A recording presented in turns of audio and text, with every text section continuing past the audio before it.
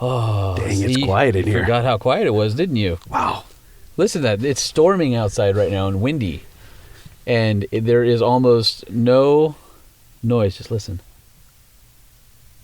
I can't even hear your garage door going down right now. And you forgot how comfy these seats were, didn't you? I say that because I forgot how comfy these seats were. Okay, you can't lay down on the job. I'm going to fire it up. This feels so good. All right, it's Lightning and Holman. Hold on. Let me put my seat back up. Lightning and Holman, Truck Show Podcast, the #1 truck enthusiast podcast on the internet. My name is Lightning. He's Holman, and we are in a Nissan Titan XD Platinum Reserve. So here's the thing.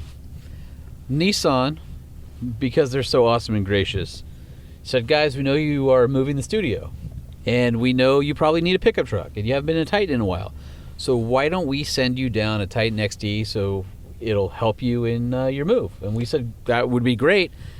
And then we are a week later, and we went, we don't have a studio yet, so maybe we can use our Titan XD because it's quiet. So I thought... Are they okay with us using this as a studio? Yes. So okay. I thought it would be funny-ish if we drove around and did the show since we have no home. We have no studio for at least like 3 more episodes. Mm-hmm. So I'm like, well, let's burn one of those inside a Titan XD. We can't record it inside your home because you have a loud child, and I have a new puppy. She was loud, and now she's going to bed right now. But if she hears us working, she'll pop up and barge in. Which is why the pod shed's in the backyard and not in the garage or something like that. So the new studio is awesome. You actually haven't seen it yet. And it's the sound deadening that's in there right now before the drywall and stuff is actually really good, and we haven't even done the ceiling. And when you walk in, it sounds almost as dead right now as this Titan XD does. I doubt it. No, it's pretty damn quiet in here. It is, I know, but you will be surprised. I think you'll be pleasantly surprised. Do me a favor real quick and roll back the shade so I can see the moonroof open. It's not. Panoramic sunroof? Panoramic sunroof. That's exactly what I was looking for.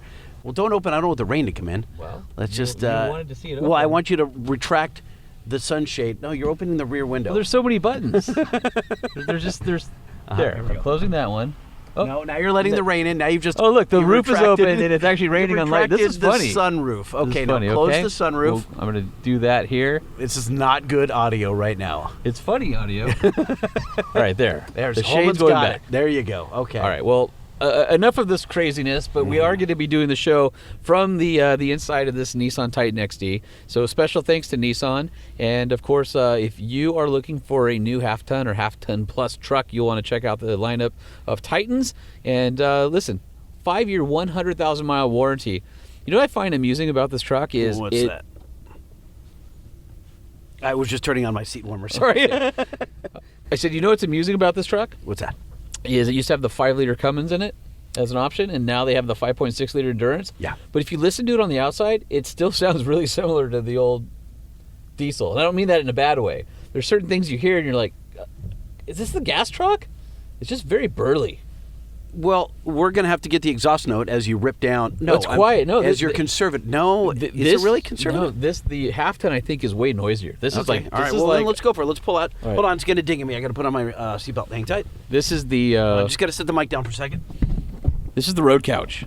This thing is like the truck you want on a on a cross-country road trip, and it's really super comfy. Buckled in. Here we go. All right. Oh, is that a TRX behind me? Should I hit it? Do not hit that, please. All right. Here we go. We're close. All right. Excuse the rain noise. Here we go. Here's an exhaust note.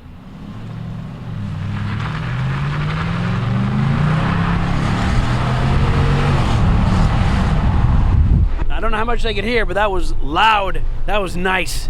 So the exhaust is super quiet until you get on it, and then it mellows out. Right? Roll up your window, you knucklehead. No, I wanted to get another exhaust note. No, we're not doing that. We're doing a show. No. Okay, NissanUSA.com if you want to check out or build and price the Nissan Titan, Titan XD, or even the Frontier. Or you can go down to your local dealer where you can check one out in person the way Lightning is right now. All right, Holman, I'm looking over at the dashboard in front of you, and I can see quite a bit of data. All right, so this truck is equipped with a lot of pressures, temps, etc. But what if you have a truck that's maybe a little on the weak side when it comes to data? How do you supplement that? How do you see your exhaust gas temperature, maybe transmission slip, stuff like that? What would you do?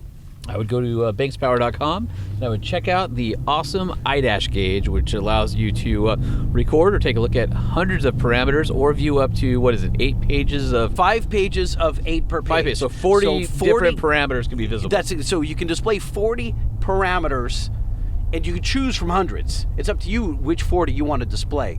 Now you can choose like just 2 per page or 8 gauges per page. It's infinitely customizable. You can change colors, layouts. It displays more than any other gauge for its price. And if you get the Data Monster, it will data log. That means it will record data. And how do you mount them?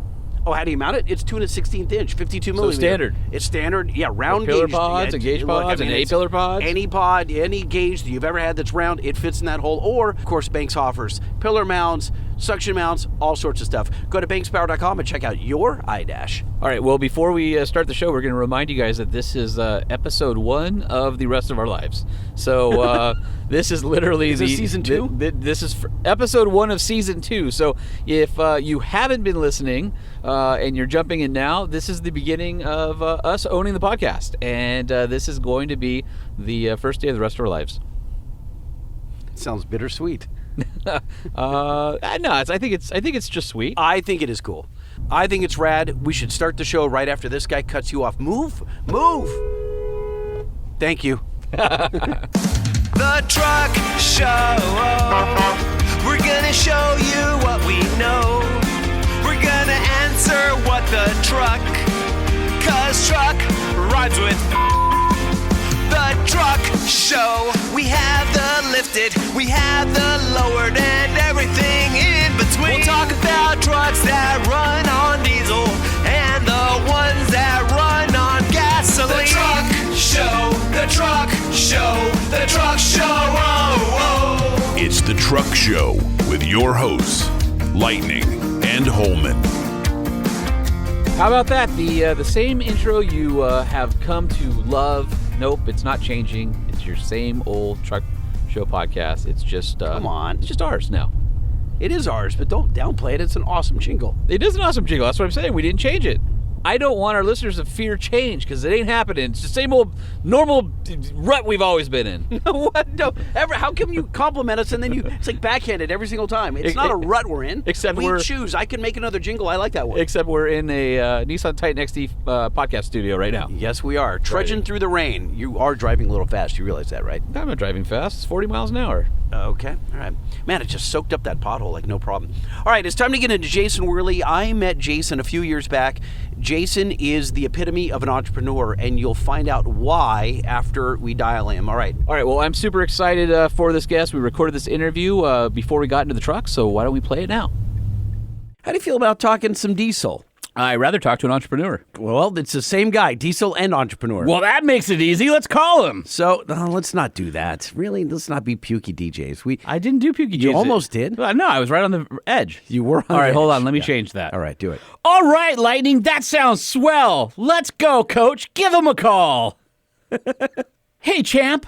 Let's kill 2 birds with 1 stone. champ. What do you say, sport? You want to give him a call, Tiger? Yeah. Let's go. Let's do it. Yay. Dial and smile. No, you ruined it with Dial and Smile. It was totally fine right up to that point. Oh, yeah, that's true. I tanked. Hello. Is this Mr. Jason Wehrli? What's happening? This is Is this also the mayor of Dekalb? not quite.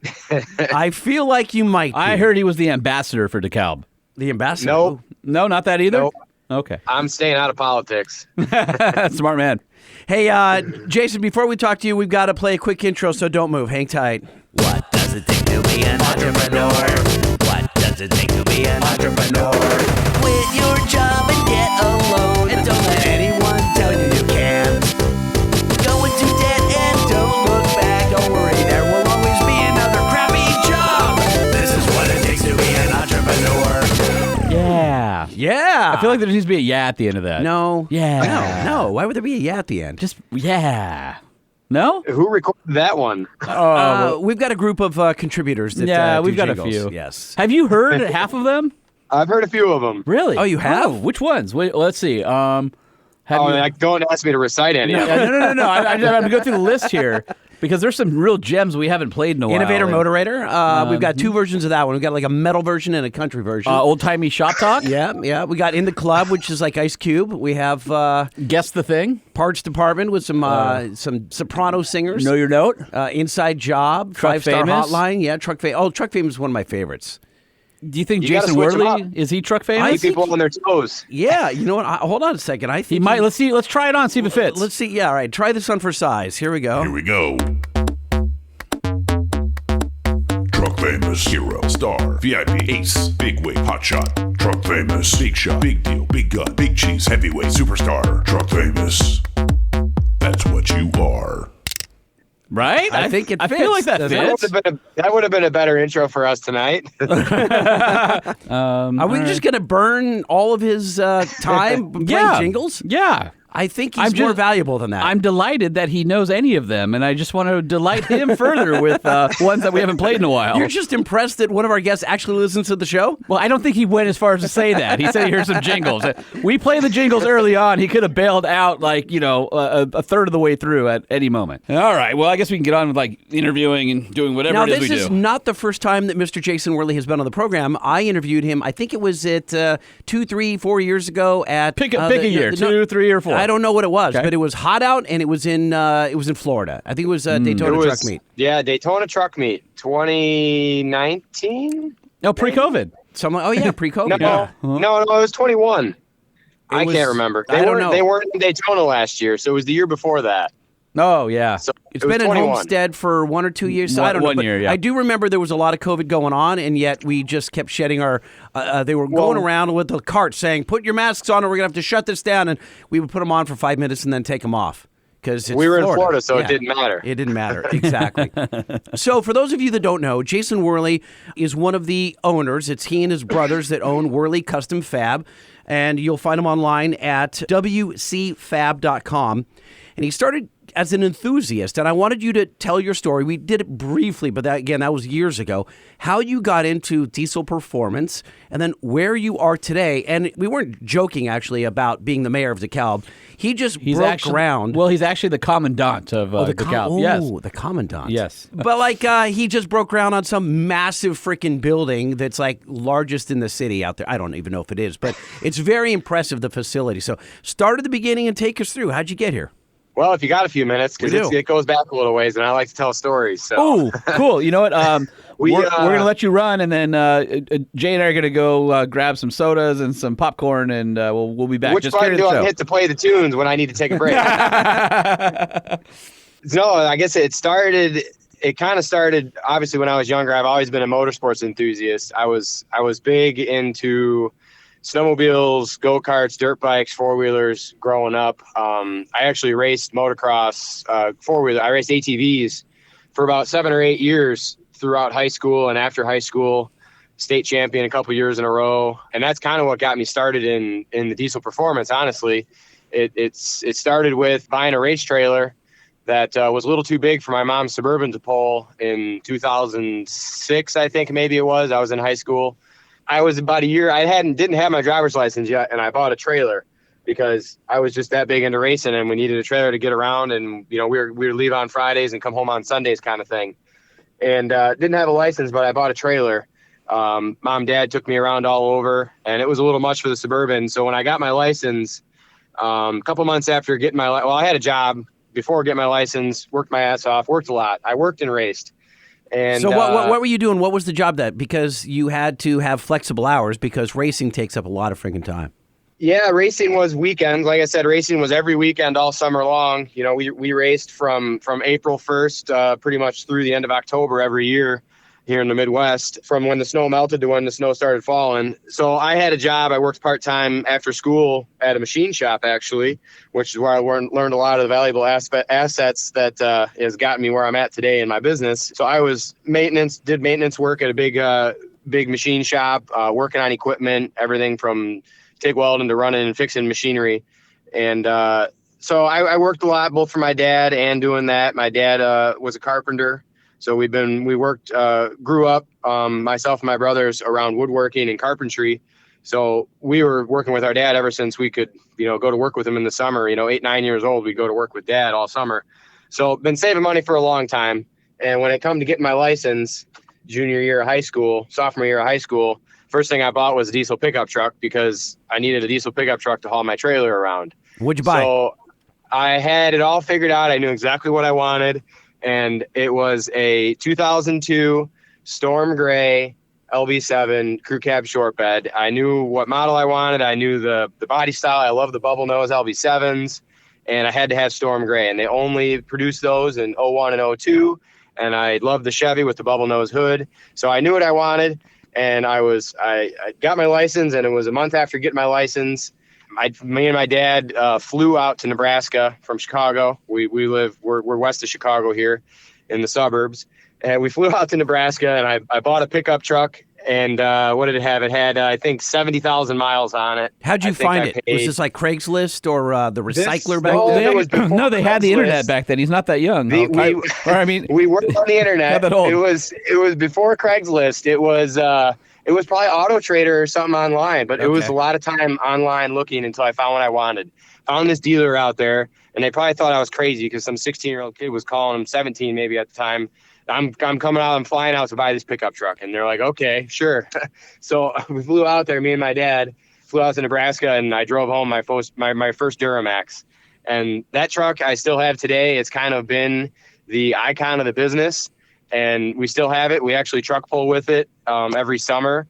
It doesn't get street driven. It hasn't been street driven in a long time because how things always go performance wise. They eventually hit a point where they don't turn back and they don't ever go back on the road.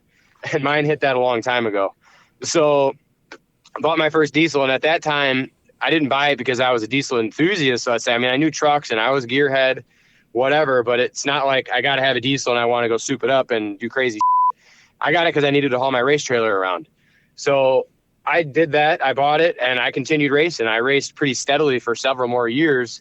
And then it was a couple of years after that, I started hanging out with some other local guys in the local community that were big diesel enthusiasts. And at that time, you're talking late 2000s. So, you're guys with LBZs and LOIs and stacking programmers, the old bastard stack, they called it. The bastard stack. What was that? It was the Quadzilla and the Edge. Quadzilla and Edge, I think. And guys like TTS and Kennedy Diesel and some of the bigger names back then in the very beginning, I guess you could say, that were starting to that were tuning them and doing crazy stuff. And one of my good friends, actually, his name's Jeremy Moss. He was in the Diesel Power Challenge in 2006, and he was a local guy here that my family knew, and I knew him, but I didn't really ever think anything of it. Well, I ended up going to some truck pulls a couple years later, after having this Duramax, and then I started getting into truck pulling, and that's when I started meeting all the local gearheads, and it was downhill quick from there. I think I blew the head gaskets and blew up the transmission in the first summer of truck pulling, and we were just tearing shit up, and the racing was starting to slow down at that point. Was busy at work and just getting more involved with truck pulling. Had another good local buddy, Jake Thompson, that I went to high school with, who also had an 01 Duramax that we were pulling more regularly. It wasn't really a street truck. It was getting more serious. And because of my job where I was at, I had access to a lot of equipment and machinery. So we started building turbo kits and adding turbos, and we did a straight axle conversion on this truck because truck pulling, we were always what I was doing when I was that age? Throwing rocks at your my neighbor Robbie Joyner? Yeah, no, I was putting baseball cards on the spokes of my mountain bike. Look at my mod, guys! I'm totally going to jump that curb. Man. So I guess I was probably 19 or 20 at this point. And please tell me you made time for women. You have a girlfriend at that time? Of course we had girlfriends. I met my wife when I was 21. We got married 2 years ago, so we've been together a long time. Congrats. So I was busy. I worked a lot. I mean, through high school, I worked 40 hours a week when I was in high school practically, and I didn't have much on the weekends because I was racing a lot. So I worked my ass off for a long time, and obviously it's paid off. But nonetheless, I got carried away hanging out with friends and blowing shit up, and it turned into me building stuff for all the buddies in town with trucks. And, we had to rebuild our own shit. We didn't want to spend money, so we were rebuilding our own transmissions and doing our own head stud jobs and fixing everything we broke and yada yada. I suppose, and all this time it's at my parents' house still. I had an apartment at home that we built above my dad's shop, so I didn't have to live in the house. Me and my brother lived in the apartment, so we kind of did our thing, and we had a little 2-car garage that we were able to do all of our work out of. So the whole story goes, if you go on our website and read our About Us page, it started in a 2-car garage in, say, 2010 or so, 2009. And that's really essentially where it started. We worked on a lot of trucks out of that garage, tore a lot of transmissions out on our backs, and built a lot of turbo kits in that little shop with some tiny saws and little farm and fleet welders, how it all starts for every good story. I'm trying to remember all this, and I haven't told this actual full story in a while. So at some point you decide, I got to take this, I got to make it legit. I need a brick and mortar. I need a storefront. I need a shop space that's not a 2-car garage at my parents' house. Yeah, I'm working full time at this job. I decided after high school, I tried college out. I'll admit I'm a college dropout. I didn't finish college because I was more concerned about working and making money. So I did the community college stuff for 2 years and was just bored with it. Took, your general stuff, and it wasn't my thing. So I just went to work, and I kept working, and, parents weren't very fond of that, but we made it happen. We made it work anyways. I'm still working my full-time job at this machine shop, and right across the street, a little shop opens up for rent. It's a big building. It's got 7 or 8 units in it, I think, a bunch of 2,000 square foot shops. I'm like, oh, this is perfect. I'm going to rent this little shop here. It's right across from work. So I can pretty much get off of work and go right to work within a couple minutes and, save that half-hour commute from home. And we're going to start a little shop here. And it's not too far from home, but it's close enough that everyone we know is still going to bring our trucks up. We're still going to work on our stuff. It's going to be the same crowd. So that was 2011. Let me guess, it lasted 6 months before you outgrew it. Well, it was about a year. Yeah, it was winter of 2011, 2012. We moved out of mom and dad's garage, and they were excited as hell because their yard was full of trucks. There was always trucks moving. There's always a mud hole because you're parked off the driveway. Trucks are parked in the grass. Things are dead. We're using 4-wheelers to move dead trucks around and pushing them in and out of the garage. And mom can't park inside. And same old song and dance when you're a kid, wrenching on stuff at home. And I was never experienced my mom, her ire for me taking up the garage with one car and lots of parts while her and my dad's cars were in the driveway. Never once did that ever happen. Really? It happened all the time. In the garage, it was. My mom said, you're like a cat. You got to piss on everything you own. It's true. Now, my parents' 2-car garage, I turned into a car stereo installation shop. I had pegboard on an entire wall. Were you making money, though? Yeah. See, that's my problem. I didn't make any money. I just took up space. Dude, so when I was a junior, they thought I was a drug dealer. They thought because I was I had cash and stuff. Well, my neighbors think that anyway because I always have weird cars with out-of-state plates in my driveway. No, but then friends would pull up and they're like, wait, dude, you have an entire wall of metric kits. Like, I could put any single DIN stereo in any car. I had every kit, like all the popular ones hanging on pegboard, ready to go. It was, anyway, so I didn't mean to take it off Jason, but yeah, it's funny how we do have similar stories. I just think it's important for the listener to go, oh, I relate to that. I'm exactly like those 3 guys, every one of them.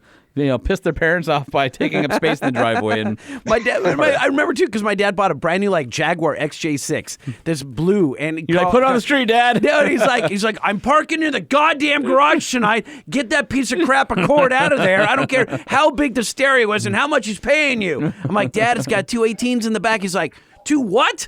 2 8? Yeah. Anyway, so didn't quite grasp it. So you move into this 2,000 square foot spot. Yeah, and we moved in and we actually built a pulling truck that winter from the ground up for a customer friend of ours. We were real big in the truck pulling scene. I mean, we're in the Midwest. Truck pulling's huge around here. We're all country boys. It's farmers. It's truck and tractor pulling around these parts, and that's what we did. And we worked on a lot of pulling trucks for friends and a lot of street trucks, doing your triple pillar gauge installs and exhaust systems and a lot of plug-in tuners back then, a little EFI Live, and we're doing some transmission builds. And by the way, we were building stuff at that time. Who back in the day won the gauge pod wars? Was it the dude who had a triple stack pillar on the A pillar and then had those? Remember, Autometer had that Mickey Mouse ear binnacle that would snap over the steering. Yeah, Autometer's our neighbor now. Autometer's right in Sycamore. They're 10 minutes down the road from us. And then you're like, neighbor. I got 5 gauges, 3 on the A pillar, 2 on the steering wheel, and then you're like, And then it got 3 under the console. Dodges. Yeah. It was always the Dodges. You could always put like 18 gauges in the Dodges. GM didn't have the room Looks like a for 'em. Peterbilt when you get inside. What's that one do? I don't know, but it looks cool. And it's funny because Autometer is still on that tip because they bought Gaugeworks. Like that was their competition And for gone. a minute. Wipe them out. No, they didn't. They bought them and now they just sell Gaugeworks pods. So they have every pod you'd ever want and every A-pillar and all that Back stuff. then, you could get the factory match gauges too. You know, you got Yeah, a factory 01 match, plus or if you were a 6, and you baller, get the factory match setup. you did the white or silverback ones. The white ones are always my favorite. because you're like, oh yeah, my gauge is a Phantom white 2s. background. Phantom 2s, yeah. Oh yeah. So we moved into that shop. We're building stuff at that point. I mean, WCFab was the name because if somebody wanted something made, we built it. I was building, at that time, intercooler pipes, turbo downpipes. We were building twin turbo kits. Adding S475s over the factory charger. That was kind of the staple of the company back then. Is there wasn't a lot of manufacturers offering the added turbo kits at a production level, and the internet forums are big. So this is when we're on Diesel Place and Duramax forum, and you got your handles on there, and you get to know people and selling product through the forums pretty much. Facebook was around, but you didn't have Facebook groups and you weren't really selling product on Facebook. It was all the internet forums and word of mouth. We were building turbo kits and wrenching on trucks essentially. All right, I have a question for you.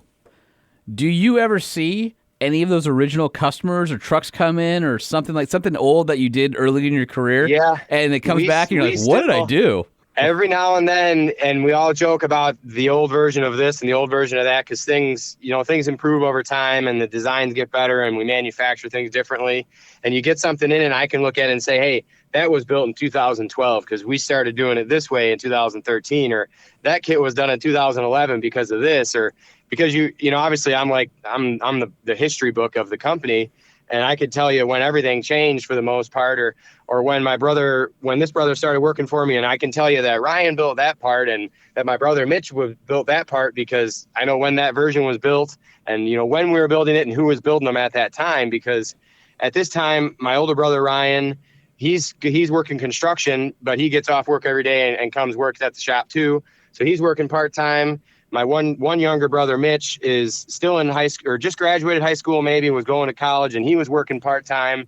So the brothers were all working for us at this time. And it's like, you bring that up, you see a picture of somebody like, hey, I've got an old turbo kit of yours. And they send you a picture and it's like, oh, you have a piece of history, not just an old turbo kit.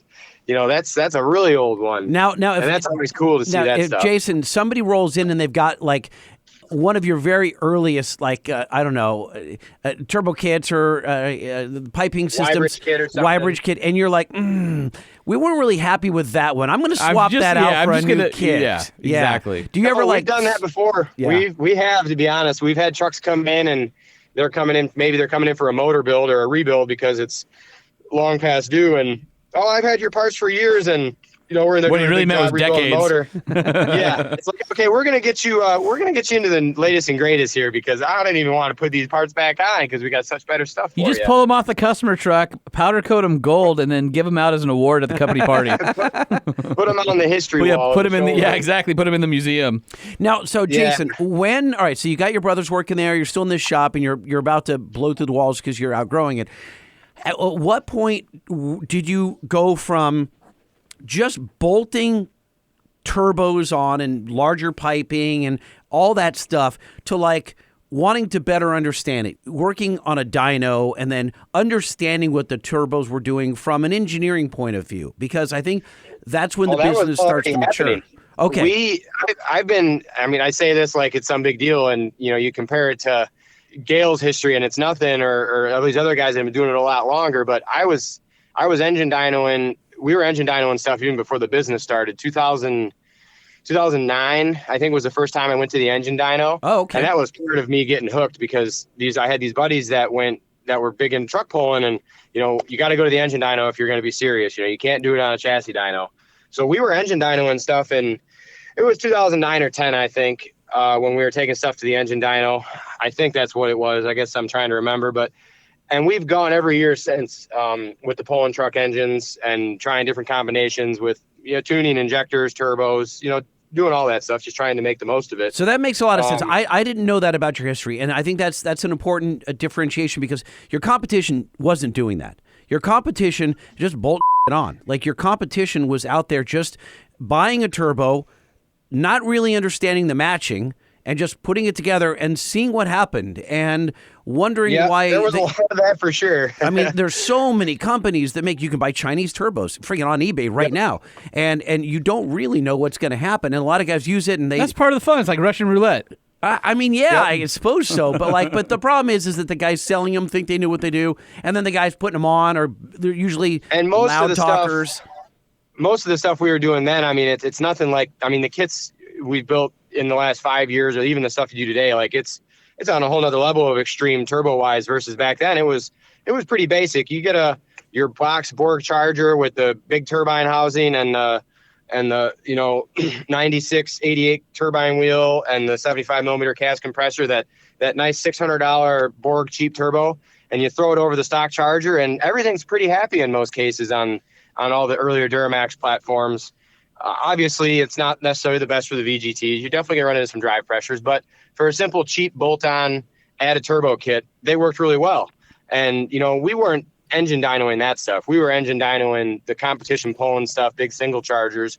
But I was actually, hand in hand with that, I met Nick Pregnant's Calibrated Power Solutions in 2010 or 11, roughly, when the business was starting, because he's local to us. He's 45 minutes north of us, and he's had a name in the industry as far as tune and Duramaxes for a long time. Obviously, he's been in business since 2007, I think. I think he was there for kind of the birth of EFI Live in the U.S. He was, right? He was a beta tester with EFI Live with all the other guys, and I met him, and he's done all of our tuning and been a part of our success in regards to.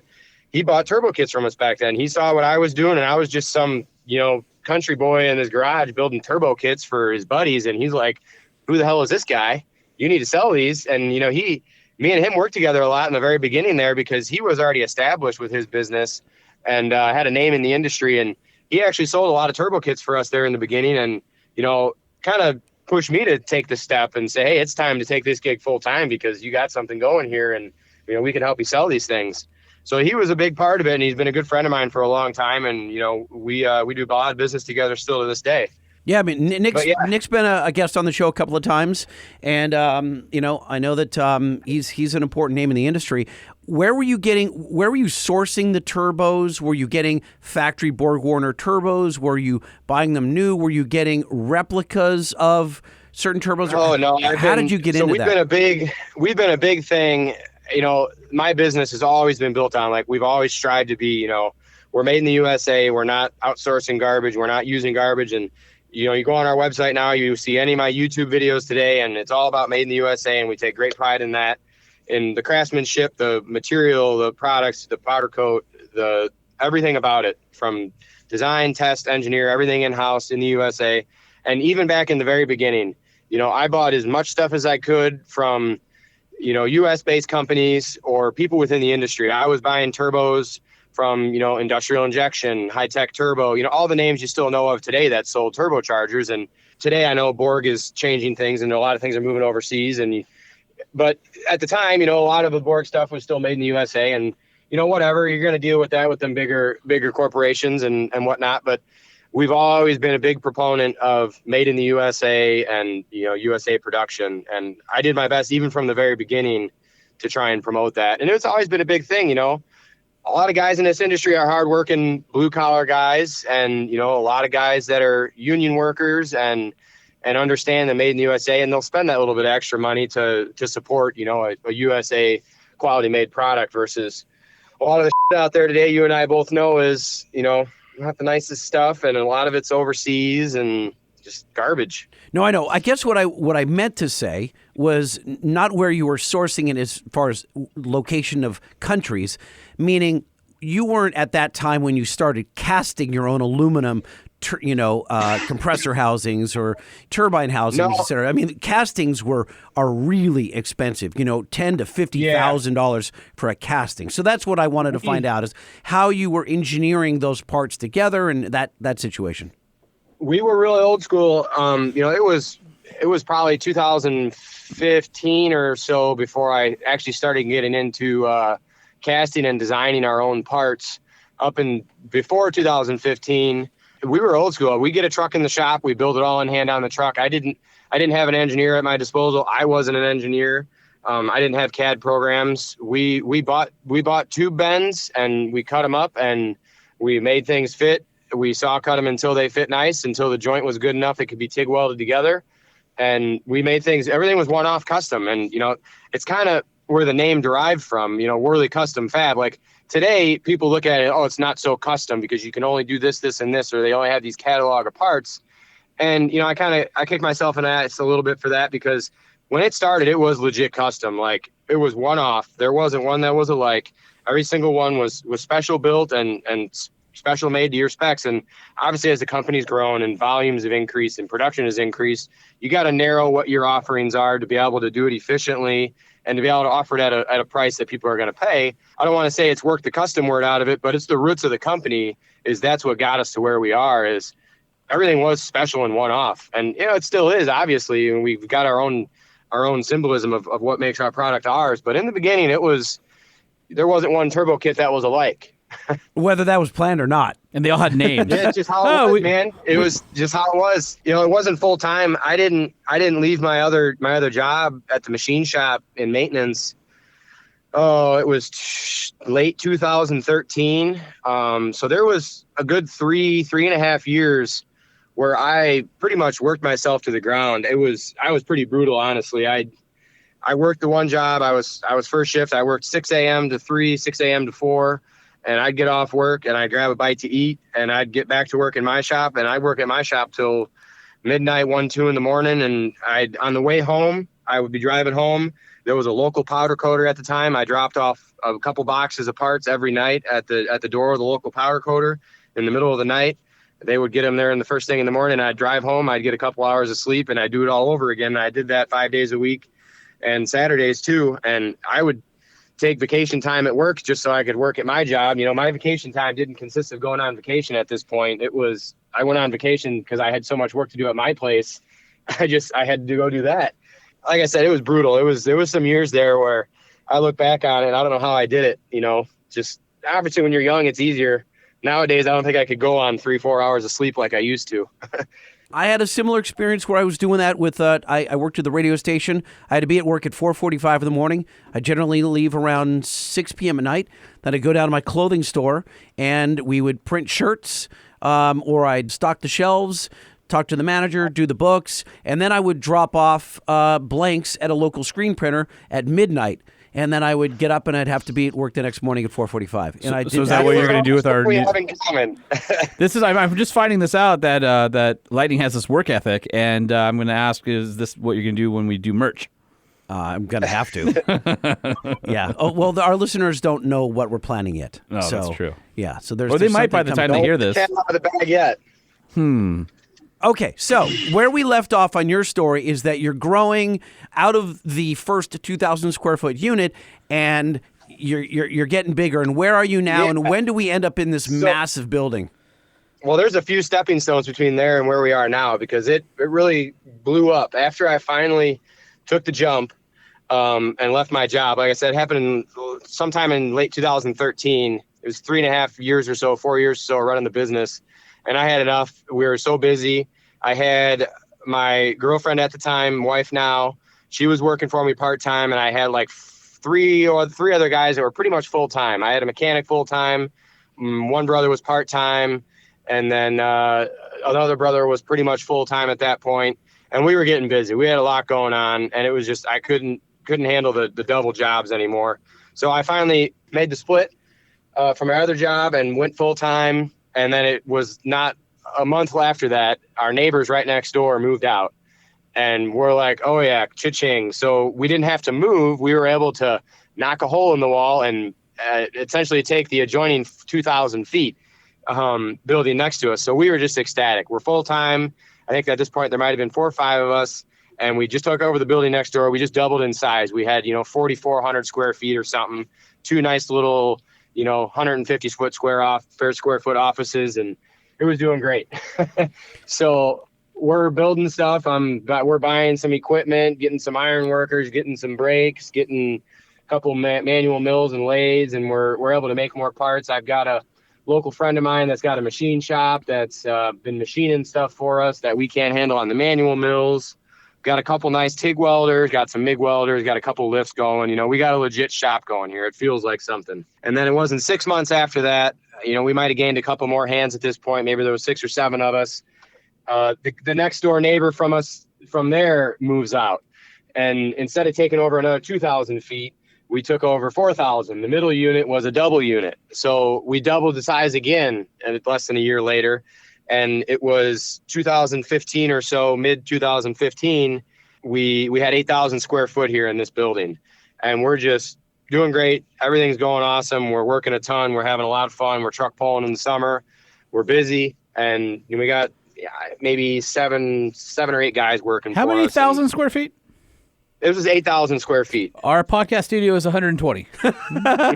Just square feet. Well, hold on. I'm listening to a story and I'm thinking, hold on a second. I think as we grow, will our shop ever be that big? No, you and I will physically grow. But all we need is a desk and 2 microphones, my laptop, my sound effects, and the computer. Four Yeah, microphones. 4 microphones. We have friends.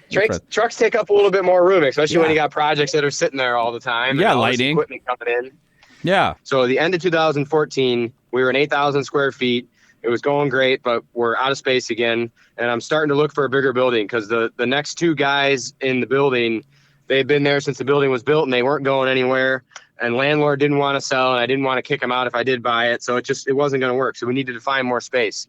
But this was our first big move. In the worst time of year in the Midwest to try and move a business is in January. Let me tell you, I've done it 3 times now. Every time we move is in the middle of winter and not ideal in the Midwest. So we found a building about 35 minutes away. We moved from Sugar Grove, Illinois to Sycamore, Illinois. And I found a building that I thought was going to be my forever home. It was 22,000 square feet. So we almost tripled in size in 2015. Hey, do you have any room there in Dekalb in the corner for a little podcast? We don't take up much space, about 120 square feet. Hey, if you want to move from California to Illinois, be my guest. I'll gladly give you a space. So we made our first big move. We filled up the whole shop with a couple trucks. All of our buddies helped. And we moved in the middle of winter time. Did it in probably a week's time at that point. We didn't have near as much stuff to move. And we moved into our new building at this time in Sycamore, 22,000 square foot. We moved in there and I thought, oh my God, we got so much room. We're going to rent out this back unit. It was 22,000 square feet, but it was 3 units. So they were like 7,500 each. And I thought, I'm going to rent out this back one. This 15,000 we got here will be plenty. And then about 3 months later, I decided I should start powder coating in-house because when we moved from Sugar Grove to Sycamore, our driving distance to our powder coat shop doubled because the powder coater was the opposite direction. So every day we were driving an hour one way to go to our powder coater. And at this point, we're taking a truck bed full of parts every day to get powder coated because everything that we're building gets powder coated before it can ship out. And I'm like, this is not going to work. This is too much back and forth. And one of my younger brothers was going to school for auto body work. And I said, what do you think about powder coating? And he didn't know what powder coating was much at the time. Checked it out. Like, yeah, sure. Let's try it out. So we bought our first powder coat equipment in the spring of 2015. And by summer 2015, we started our powder coating business and brought all of our powder coat work in-house. And that essentially took up that last 7,500 square foot. So 6 months after we moved in, we were not renting it out and we were using up the space and doing our own powder coating inside now. So that was a big step for us. It was a lot of big equipment and a whole process we brought in-house. And that was a pretty cool thing we did. And it's wild. Today, I don't think any of your customers know that there was a time that WCFab didn't offer custom coating because that is such an important piece of the business today. It's huge. I mean, it's really, it's what brings the people in. If you're building a show truck or even guys that are going for all out performance, they still want to be picky and they have a color they want or a scheme they're going with on their project and their truck. And I got to have this shade of that or whatever. And we've always offered it, but until we brought it in house, that's when we were really able to get custom with the different combinations of colors and a wider variety. But the biggest thing for us was being able to bring the quality control in house. It's the paint job on your project and it's what the customer gets to see. And it's what makes it because, you can have a beautiful body work done on a car, but you get a paint job and you ruin it. You know, the same concept. So bringing that powder coat in-house was a huge thing for us. And we were able, obviously one of my brothers running that shop, you know, his name's on it just like mine, and take great pride. And, you know, very important that it is of the utmost perfection. Yeah, I mean, So you're able to use I remember you were one of the first guys who were using prismatic colors, right? Prismatic powders. Priz. I'm sorry, Priz. Yeah, as our friend over there says. Yeah, you got to call it Priz. You weren't at the mercy of whatever the powder coat shop had. Maybe you wanted red, and they're like, oh, we're out of Priz, and we're gonna sub it with some Cardinal red, and Jason will never know. And then you're like, crap. You know, we deal with that a lot. Stuff that didn't match. I said I wanted this color. Why doesn't it match? Oh, well, we used a different brand. Well, that's not the same. You can't do that. Right. So now you control it. Yeah, and that was a big step for us. So we were busting. We were kicking ass. We were in the new shop. I think when we moved in there was 10 employees at this point, 10 or 12, and we just blew up at that point. I think we still didn't have a website where you could buy product online. We're still taking all of our orders over the phone. My wife and a receptionist at the time were full-time taking orders over the phone. I was still doing a lot of tech support. I was still a salesman at that point. So I'm working in the shop and I'm taking sales calls, and, you know, I know the product the best, and I'm still selling in 2015, 2016. Who the hell is doing your bookkeeping, by the way? Who's paying your employees? My wife, I'll throw it out to her. She was my girlfriend at the time. She did the books. She took phone calls, took orders, and she helped ship. She did all kinds of stuff. That's super smart to date your bookkeeper. Yeah, especially when you're a small business owner. Hey, it's still working out okay. So we're killing it, and we were hiring a lot every year. At this point, my fourth brother is about to graduate high school, I think. 15 or 16, he graduated. I feel like we're going to find out that Jason's got 16 brothers. Yeah, and then they just keep coming out of the woodwork. Is that what your parents told you where they came from? Coming out of the woodwork. The mailman, the FedEx man. We're just plugging along, and we were in this shop, and then it was 2017. We finally launched a website where you could purchase product online. Got hooked up with Web Shop Manager and built our first website with an online store. And that was a game changer for us because it didn't require business hours to take orders. You know, you could take orders all weekend and any night, any time of day.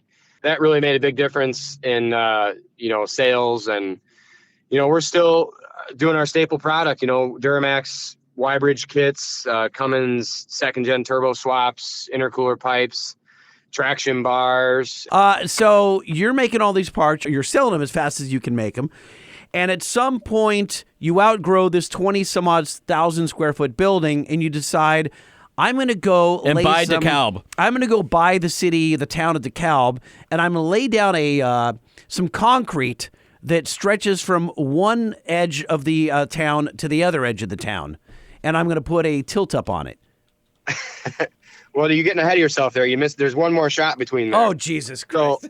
So, we've been in 5 buildings in 12 years. So we were just talking about building number 3 in Sycamore. We launch our website and we can't keep up. There's shipping's out of room. The performance shop, as we call it, where all the mechanics work, we're out of room. The fab shop's full. Powder coat needs another oven. There's no room anywhere. Stop for 1 second, Jason. Let's think about this for a second. I know the parts are great and the custom colors are awesome. What can you attribute the explosive growth to? What hole in the market were you filling? I mean, at the time and even today, I still feel there's what we do. Our product line is a very niche product line. We have competitors, don't get me wrong, but we don't have 10 competitors. I mean, we hardly have 5 competitors in our market. And the type of product, the quality of the product, the fitment was always a big thing back in the day. Is you could buy stuff, but you pretty much had to rebuild it to get it to fit. And it drove me nuts because I dealt with some of that product, and we've always tried so very hard, and we're still human. Like, mistakes happen. It's still hand fabricated stuff, but we've always strived on trying to have the best fitting product. Top it all off with a custom color powder coat that is, you know, out of this world in color options and quality, and all of that together. And then when the website launched, and I think just the brand awareness, I mean, we started marketing a little bit. We started, you know, you get a clothing and apparel and going to shows and the Ultimate Call Out Challenge started, and you're going to Shides and you're going to PRI and you're going to different diesel events that are going on and setting up a booth. We started doing all that around that 2017, 2018 area, which I look at it now, that was only 5 years ago, but that's when we really started pushing. We had the manpower, we were able to push. Before then it was we could barely keep our heads above water. And when we started marketing is when things really exploded. And then it's like, oh my gosh. And that's when in 2017, the website launched, all that stuff's going on. We need more space. So we started looking again for another building. I told my landlord, hey, sorry, I was going to buy this place, but now I'm not because it's not big enough and I don't have any room to make it bigger. So that's when we moved to Dekalb, to our first building in Dekalb. Luckily, that's only about 10 minutes down the road. So it wasn't a 40-minute trek in the middle of winter because we moved shops again in January, best time of year to move in Illinois. And we moved from Sycamore to Dekalb. Unfortunately, at this time, there was not a lot available in the real estate market as far as shops in this size. Like you could find everything all day you wanted for 10,000 square feet. And Dekalb is full of 100 and 200,000 square foot warehouses for distribution. There was nothing at 30, 40, 50,000 square feet, which is what I thought I needed. I thought if I can get 30 or 35,000, because we're in 22 now, we'll be good to go. So I found a building in Dekalb that was 35,000 square feet. And we thought it was going to be great. So we bought that building up and we moved in January again, like I said, and that was 2018. And we thought that was great. We bought another powder coat oven. We bought another powder coat spray booth. We bought a wet booth so we could do all of our ceramic coating for all the exhaust components in-house because we were still subletting all of the ceramic coat. Damn, dude. So we brought that in-house. And then the other big thing that happened for us in 2018 when we moved into this building is when we bought our first CNC machine. I had mentioned earlier my youngest brother, he had graduated school, and we actually sent him off to school to do some computer programming and CNC courses. And in 2018, we bought our first CNC machine. We actually bought two. We bought a lathe and a mill in 2018. And my youngest brother, Chad, runs a CNC shop now. So we moved into this new building in Dekalb. We had CNC machines. We had more powder coat equipment, and we had bigger space for fab. We had more office space for salesmen and marketing and admin. And we had a bigger performance shop. Everything was going great. It was awesome. We were just, like I said, it's just things are going great, busy as can be. And that's when we put up the big concrete pad. Now, where you mentioned earlier, your story, the building we're in now, that's what happened next. So we were in that building in Dekalb on Harvester Drive, 35,000 square feet. We were in there every building we were in was about 3 to 3.5 years. And then this January of, again, every time we move is in January. January of 2022, we moved into our current building, our big building. In 2020. January of 2023. Lots of January stuff happening. In the summer of 2020, a lot down the street went up for sale, and it was like 12 acres. And the building we're in now, we didn't have any room to expand. So I knew if we were going to keep growing at the rate we were, we got to kind of start planning ahead. So now, did you put a roof? Mentality. Did you put a roof over the entire 12 acres? No, or did you leave any for like a backyard? Only 3 of the acres. Only 3 of the acres are under roof, not all 12. No, so I knew that I had to start kind of planning ahead because we were already filling this place up, especially with the addition of the CNC equipment and the extra powder coat. I was starting to plan ahead. So I bought this piece of property, and any sort of construction at this scale, it takes a long time. I started talking to realtors and contractors, and they said, you need 20, 24 months to build a building of what you're talking about. I'm like, okay, I better start planning. So I bought that property in 2020 in the middle of COVID. And obviously when COVID happened, it's like everything blew up even more. People are spending all their checks they're getting, and people are sitting at home and just spending more time on the internet ordering shit. It seemed like the sales just went through the roof during COVID. And we were busy and didn't know what was going to happen, but I bought a piece of property and started planning the new building. And we had our 10th anniversary in 2020. We actually held a big truck and tractor pull on our property in September of 2020. And the week after the truck pull, we started moving dirt and we broke ground on our building in that September. And then the following year, 2021, is when construction actually started. And essentially the year of 2021 is when the building was being built. And we moved in January of 2022. And when were you elected mayor of Dekalb? When did that happen? So the mayor visited us when we moved in and did our ribbon cutting. I did not become the mayor. That's right. I'm sorry. He is the Chamber of Commerce. Really? The entire chamber. of One man, Commerce? yeah. Really? We actually, you keep talking like we're the biggest ones in DeKalb, but in 2021, we built a 112,000 square foot building on our property. That's what we're in now.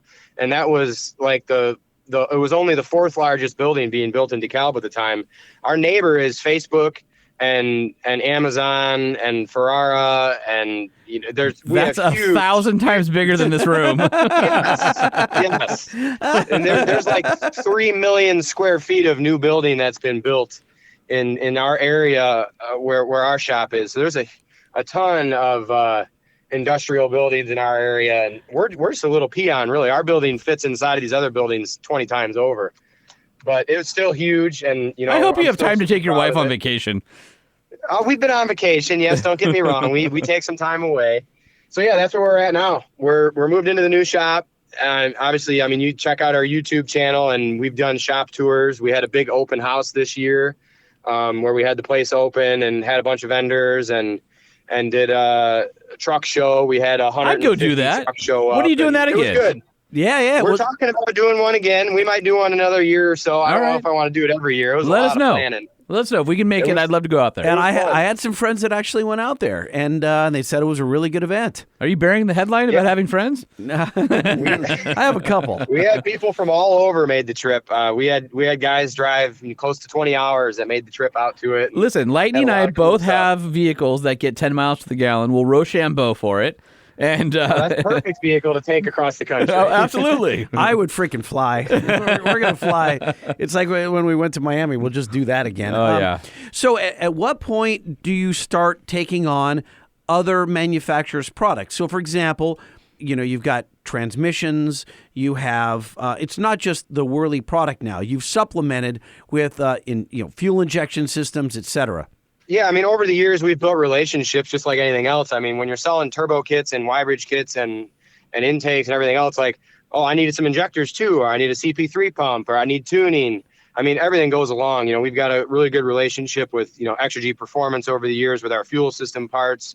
As I said earlier, calibrated power solution with a lot of our tuning. And I mean, we do everything from Jeep suspension lift kits to Cognito lift kits on trucks. We've got an alignment rack and tire equipment, and, we've got a 3,000 square foot clean room, not 3,000 square foot, it's like 2,200 square foot. The size of my original building is like the size of our clean room where we build our engines and transmissions now. So to give a perspective of the building I started in 10 years ago is now the size of the building that we just do our engines and transmissions in, which is pretty cool.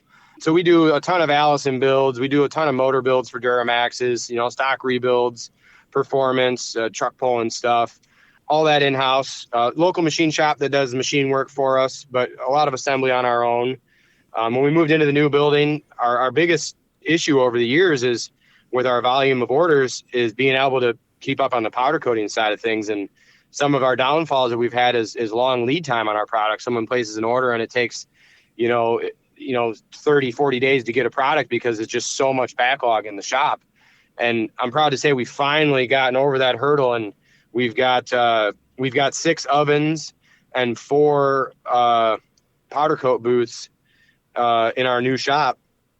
And on top of ceramic coat and sandblasting and everything else we do, but we've actually finally got the equipment and the manpower in our powder coat division where our lead times are back down to you can place an order and get it in 2 weeks, which we haven't been able to do that since 2014 or 15. It's been 7 or 8 years since we've been able to do that. So We're really excited. In the new shop, we were able to increase production capacity so much that we've got product on the shelf now, which we've never been able to do. Almost, everything up until the last 6 months, if you ordered it, it has to be powder coated or it has to be built. Now we've got enough manpower and enough production capacity. We've got every one of our top moving product on the shelf ready to be powder coated, or we have it on the shelf in some of our popular colors ready to ship out. We've got stuff. It's so funny that Jason, like, so you and I, we have some of the same resellers, right?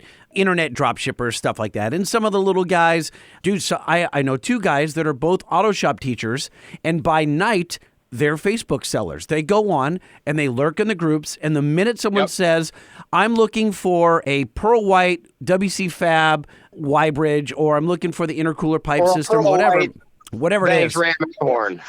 Yeah, that's exactly right. Yeah. So they want a Monster Ram, right? A Banks Monster Ram in white. We got pallets of them on the shelf. And that's exactly. Someone will go like, dude, I've got 3 of them in stock, and it's like a feeding frenzy. What I'm saying is there's so much fervor over your product, so much fervor over getting it, because there was these long lead times. So once someone actually got a pallet of your stuff, it was a feeding frenzy. Oh yeah, it's gone before it hits the floor most of the time. Our dealers, we got a lot of great dealers. We got a lot of great vendors. And suppliers too. There's a lot of big names in the industry, like I mentioned.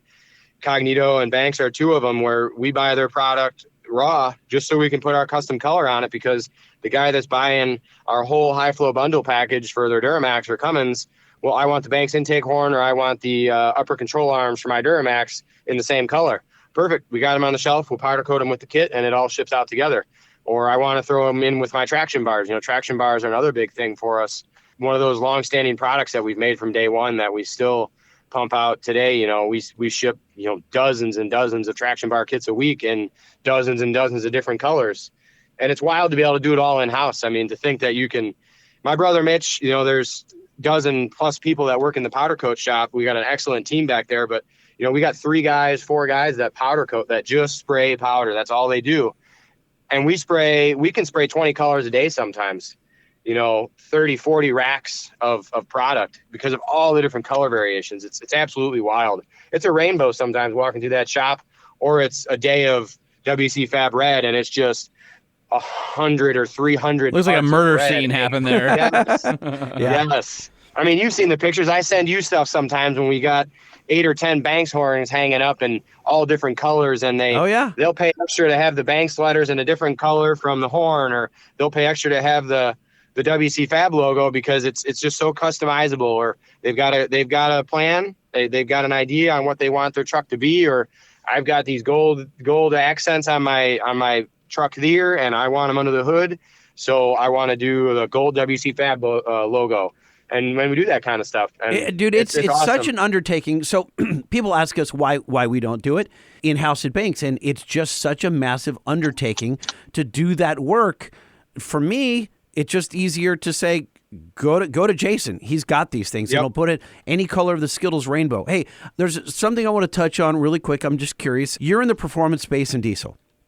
Mm-hmm. We can't not talk about emissions. I'm just curious how you are handling it. You've been to SEMA, you know the talks, you know CARB, you know the whole process. Where is Wehrli in this equation? How are you handling it? I'm proud to say we've been ahead of the curve for a while now. We've all seen it coming, and as much as I don't want to always feel like it's a big thing, the WCFab name is bigger in the industry. It's not like we're a nobody. It's not like we're not on their radar. I'd be stupid to think that, they don't know who WCFab is. We've been making product, and everybody and their brother talks about us on every Duramax and Cummins forum. So, years ago, obviously we've seen it happen. You got friends that own shops, or friends that work at other shops, and you hear about it through the grapevine. Oh, so-and-so got a visitor, so-and-so got an RFI, and you knew it was coming. And we're not dumb. We go to SEMA, like you said, you listen to the speeches and you see all the amendments that the EPA gives out, and all the talk and all the fines people are dealing with. And it's scary. It's, I'm supporting 50 plus families on top of my own family and all my brother's families. It's not like you can't be stupid about it here. Like, we don't want to be doing something so dumb that we got to close our doors and I got to lay off and put 50 people out of work. Like, that's the last thing I want to do. And I've gotten ahead of the curveball years ago. We started changing our scope of our product. Like every diesel shop back in the day, we all did it. There isn't a diesel shop that hasn't, and they'd be lying to you if they say that they didn't, because everybody did it back in the day. Just like everybody cut catalytic converters off of their cars in the 80s and 90s. it is the thing, and we've all moved past it. We've learned. We've watched people go down around you, and if you're smart, you're gonna make a wise decision, and you're gonna get ahead of it and change. And we've done that. We've actually discontinued a lot of product as of lately that was in the gray area. Trying to do it proactively, and we've actually spent a lot of time in the last 2 years probably now redesigning and redeveloping and re-releasing updated versions of our product that we've been known for, but emissions compatible. I've got 4 engineers on my team that are constantly working on new product development and redesigning and improving of old existing product to bring it up to WCFab standards of today. Because I'll be honest, the way I built parts or the quality of parts I put out the door in 2010 isn't the same as the quality of parts I put out the door today. It's much better. It's tenfold better. And sometimes that older product gets left in the dust, and you got to go back and talk about, do we just discontinue this, or do we revisit it, update it, make it better, and re-release it? And we've been doing a lot of that lately, and we're really excited and really proud of some of the new product we've got coming out in 2023.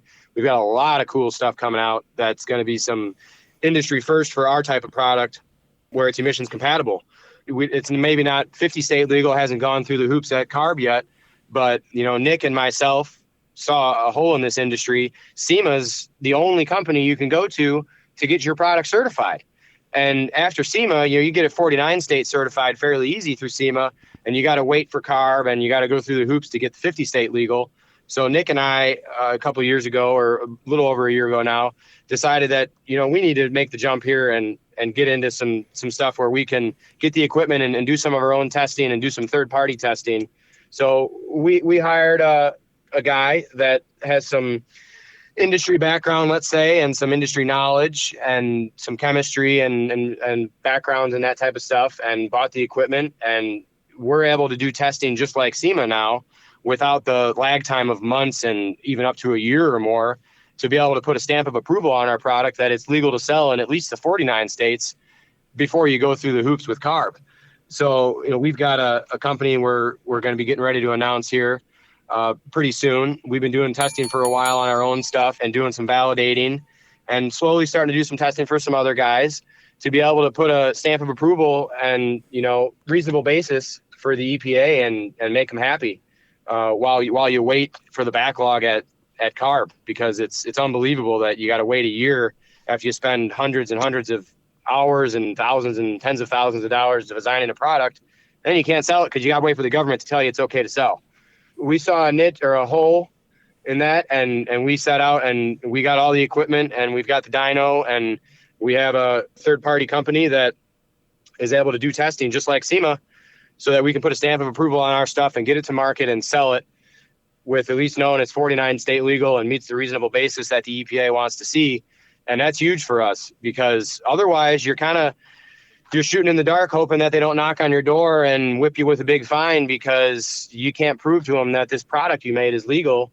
It's scary. I mean, it sucks. I'll be honest. I've lost a lot of sleep for years now trying to find out the best way to work around this and expand our product offerings and our product lines to different markets, different trucks, different types of products that we never produced in the past and we do now, just to try and we want to keep our guys busy. I'm proud to say I've never laid anyone off in 12 years of doing business. Hey, when you launch your new company, will it be something of interest with our Truck Show podcast audience? Yeah, I think so. I mean, it's not something that your end consumer probably gives a shit about because most of the end consumers out there have the F the EPA mentality, but us business owners, us manufacturers, and our resellers and distributors, you can't have that mentality because we're the ones with our ass on the line. I think we're changing that. I think over the years of the podcast of education and warnings and fateful storytelling of people who've been on the wrong side of it, I think that mentality is slowly changing. But I'm asking because I would love for you to come back on when you're ready to talk about the new business and give us an update, and we'll have you back to talk and tell the audience about it. I'm sure Nick and myself would both be interested in doing that. That'd be awesome. We'd love to have Nick back on. And a lot of time and a lot of money and getting it up and going. And anybody who's ever looked into doing any sorts of emissions testing to the standards that the EPA looks for knows it's not a cheap endeavor. and it's been a battle, but we've gotten it, and we've got the right guys working on it and on our side with it. And it's awesome. And like I said, the consumers might not care so much about it. I agree with you that people's ideas have changed. They've seen guys like Corey Willis go through the they're going through and know that it's serious. It's not just him and move on, because it is a big deal and it affects a lot of people. I mean, we all know it's a very huge industry, the performance aftermarket, and it's not going to just go away. We've got to shape and mold, unfortunately, to meet the government's demands. You know, we all got to pay taxes. I have a question. So play by their rules. I'm dying to ask this. So, and I do agree with Holman. This is Lightning. I agree with Holman that we are one of the few that are trying to shape the conversation, right? Saying that if you guys want to kill the diesel performance industry, then keep saying F the government. Because eventually the government's going to win. Why? Because they can outspend more money, more time, because they can outspend more all resources. of us, right? They have infinite resources. Take everyone 100%. to court and bury us. But let me ask you this: you are known as like the guy that was building the big horsepower, winning the races, and you were part of that quote unquote delete crew, right? So now it's on you to help spread the word and explain to the EPA guy. What's the conversation like between you and the guy that's like, Jason, I want this device that's gonna, like, I don't care if it rolls coal, or I don't care, like, F the man, blah blah. How do you have the conversation? You're like, I'm not going to jail for you. Like, what do you say to this guy to convince him? And he needs to come up into 2023. You know what I mean? Believe it or not, I mean, you see all the keyboard warriors and you see all the guys talk online and all the EPA guys, and the conversation actually happens a lot easier than you think. And, you know, we've got a sales team. We got half a dozen guys that are on the phone and dealing with people face to face on a daily basis. And honestly, it was a big hurdle to try and get over that years ago when we put the kibosh on doing that kind of stuff, as far as deleting trucks, quote unquote. You know, we haven't done that for years. And everyone thought, oh my God, we're not even going to have any work. Like, what are we going to do? And it was like nothing really changed. Like, you had the conversations and the guys carried on. They either went somewhere else and got it done by the other guy down the street that's probably out of business now, or you sold them on the intact tuning and all the other product that we still sell that you can still make power with and still get better fuel economy with and still, you know, pop the hood and have something to show off. Like, the conversation actually happens a lot easier than you thought you would. And it was a much easier transition than we would have expected. If you would have asked me this question 4 or 5 years ago, I would have laughed at you and said, oh yeah, that's never going to happen. But obviously times have changed, and they've changed quickly. And unfortunately, it's taken this big impact in the industry for people to really get the big picture. But the more you talk about it, and guys like you know, podcasts like this and people that are vocal about it, it makes a difference. And I'm proud to say, you know, honestly, we did emissions intact stuff a long time ago. We built twin turbo emissions intact turbo kits. There's still a video on YouTube in my very, very beginning of this story, that first 2,000 square foot shop in 2013, I built an emissions intact twin turbo kit, 630 horsepower on a LML Duramax. EFI Live came out for LML. I think it was in 2013. It wasn't, but a couple months after that, we had built a twin turbo kit with all the emissions intact on that truck, and it was making over 600 horsepower. But nobody gave a shit about it back then. Nobody cared about it. Nobody wanted to buy it because the market was so different then. Well, and I think part of it too is there's the measuring contest, right? They're not impressed with the acumen of engineering that went in to make that happen, because back then it was all about rolling coal. And to like Gail Biggs' point, and we got no credit for it. Like, there was no interest. And it wasn't just me. It was Nick. Calibrated Power was a huge part of it. I mean, tuning a setup like that, emissions intact, crazy. Let alone on a brand new model that was never going to be cracked. And you were ahead of your time is the problem. And people like Gail had said for years, every time you blow black smoke, it's wasted horsepower potential because that's unburned fuel. And part of that education started there. And I think people today are more tech savvy. Part of it is because the trucks themselves are more complicated and have forced people to be more tech savvy. Part of it is government regulation has required the trucks to be more complicated, so you need to understand. I'm excited to see the change, though, because I know it can be done, because we did it almost 10 years ago, 9.5 years ago, we did it. Yeah. But no one bought it, and it was like a slap in the face, like, well, all that effort, it went for nothing. Well, you have to remember, and then to back it up again, we did it again in 2015. We took a 2015 LML and did it again with an emissions intact twin turbo kit. It had a CP4 stroker pump. It had oversized injectors. We made 740 horsepower, emissions intact, on an LML Duramax in 2015. That should be part of your story of what you guys have accomplished over the years of the company, and be like, we were the first to do this. We were one of the originals. If you go back and you listen to, like, and not to have like the Jason and Gail story here, but when Gail was working, he and another guy were lobbying CARB back in the late 70s, early 80s. No one cared. Like, literally no one cared. Gail's like, I have a feeling that if we don't try and get ahead of this and get emissions testing set in stone at CARB, that we'll never be able to make equipment that will ever pass. The only people with pockets deep enough to make aftermarket parts or any parts for diesel will be the OEs. And no one cared. And it got so bad that just a couple of years ago, there's memes about Gale, and he's the man. He's the guy in Scooby-Doo that they unmask, and he's the, Oh yeah. Like the page turns, and he's the enemy. He's the enemy. Like, it's all of that. And he's like, dude, if it weren't for you guys, you back 12 years ago or whatever it was, making an emissions compliant compound turbo system, or Gale in the 80s fighting for this would never exist. But you got to be the punching bags every once in a while. It sucks. I know. Again, everyone gets depressed talking about it, and oh my God, can't delete my truck. Like, all my trucks, aside from the actual trucks that we race in truck pull, they've all got emissions on them, and we drive them around, and like, I enjoy a quiet truck that doesn't smell. Like, whatever. It still makes 700 horsepower on the street. It's wild. It's a blast. Like, we're still making mid 700 horsepower easy with bolt-on components and tuning, and the emissions intact, and still decent regen cycles. It's not like you're regenning every 200 miles. You're still going 500, 600, 700 miles on a regen. It's wild.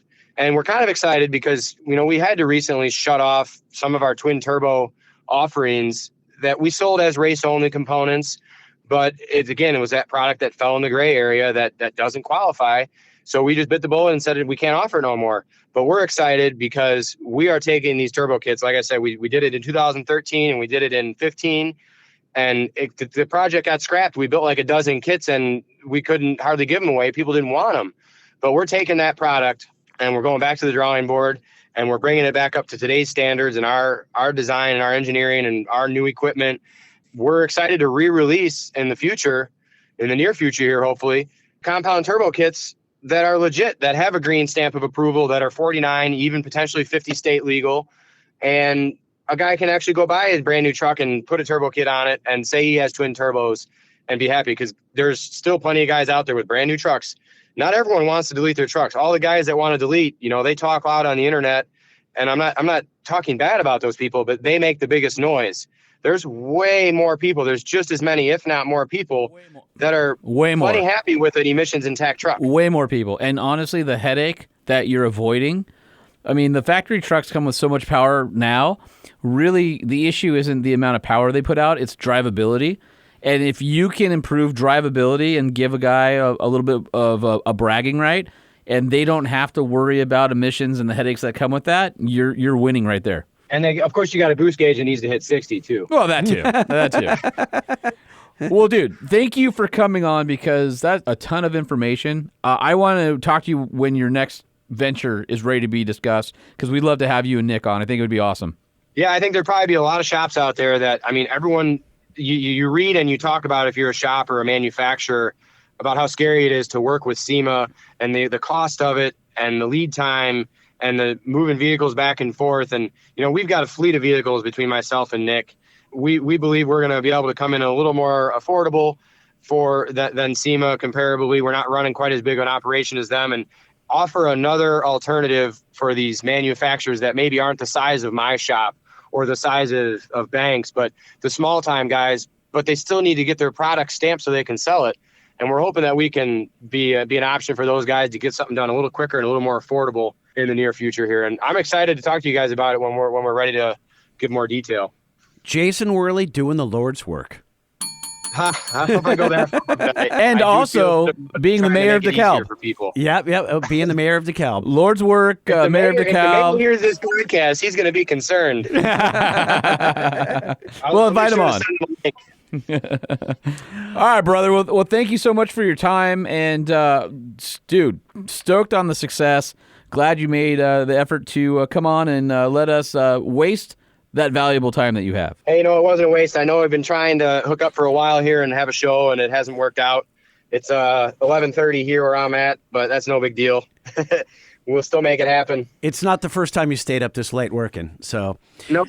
It certainly isn't. My wife's not concerned. She knows that's just how I am. It's how it goes sometimes. Oh yeah, mine's in bed right now because she goes to bed at about 8 o'clock, 8:30. Yep, mine too. And we Doesn't do a give podcast a rat's late at ass. night. She's like, I don't care how hard you're working. Yeah. Yep. Just don't wake me up when you get home. Yep. Nope. Tippy toe in. We're leaving in the morning. We're leaving in the morning for PRI. We got a big show ahead of us this weekend. We're excited about, and it'll be a good time. Awesome, brother. All right, have fun, and we'll catch up soon. Thanks a lot, guys. It was good talking to you. All right. All right. Talk to you soon. See ya. Later. See ya. Hey, you have a Chuck E. Cheese on your block. Look to your right. What do you see? I have Mexicanas. Look at that. Oh, that used to be an old Taco Bell or something, right? Back in the day. No, it was. I can't remember. It wasn't. It's got a an Wiener A-frame Schnitzel. roof. Yeah, but it wasn't. That's not what it was. Was it an OG Wiener Schnitzel? Nope. It's a different building than a Wiener Schnitzel. They had ice cream and stuff. Was it Tasty Freeze or something? I Oh, don't that's know. the Tasty Freeze. Something like yeah, that. yeah. Real tall A-frame style building. What else you got around here? Look around. Oh, no way. No freaking way. 2 blocks from your house is a Wiener Schnitzel. I think people have missed that the old studio was so close to Wiener Schnitzel, and I'm pretty sure that they miss Wiener Schnitzel talk. They miss us talking about Wiener Schnitzel, eating chili dogs. So I I'm have a rolling feeling down the window that's, here. that's not the case. Because I think this is what we're going to do. With Season 2 and trying to test out, new ideas and new segments, Inbox and Chili Dogs. I'm down for that. And if they don't like it, we won't do it again. But right now I'm really hungry Yeah, and me we're too. driving around. So All right. What are we going to order? yeah, can I get 2 chili dogs? Beef or regular? Regular. 2 chili dog, okay? We'll do 2 chili cheese dogs Okay. and 2 regular Dr. Peppers. What about fries. fries? Why don't you get the combo? You got to get the combo. What are you, high? All right, can you make those combo? This guy's not enthusiastic to have us as clients. Yeah, 2 number 1s, but 1 with cheese. I mean, that was a One cheese and one no cheese. correct. Okay, what country? Dr. Pepper. That'll do it. Great, thank you. Damn, I forgot coupons. Dude, here's the deal. I was trying to protect you from yourself, and you had to go ruin it with fries. What are you talking about? Protect me from myself. What? Yeah, you don't need to be any fatter. I want fries. I meant Wiener Schnitzel. The problem is that this place is far too close to the new podcast studio. Yeah, it is. So we're going to be completely freaking fat. You think the guy serving our food at Wiener Schnitzel knows that he's in the presence of podcasting royalty? I don't think I'm even aware of that fact. How about podcasting court jesters? Okay, thank you. All right, I am ready for a chili dog and some email. What do you say? Let's do it. You email? Yeah. I email? Do it. We email? That's right. Everybody email. Type it up. You email? Proofread. I email? Send it. We email? Click it. Everybody email.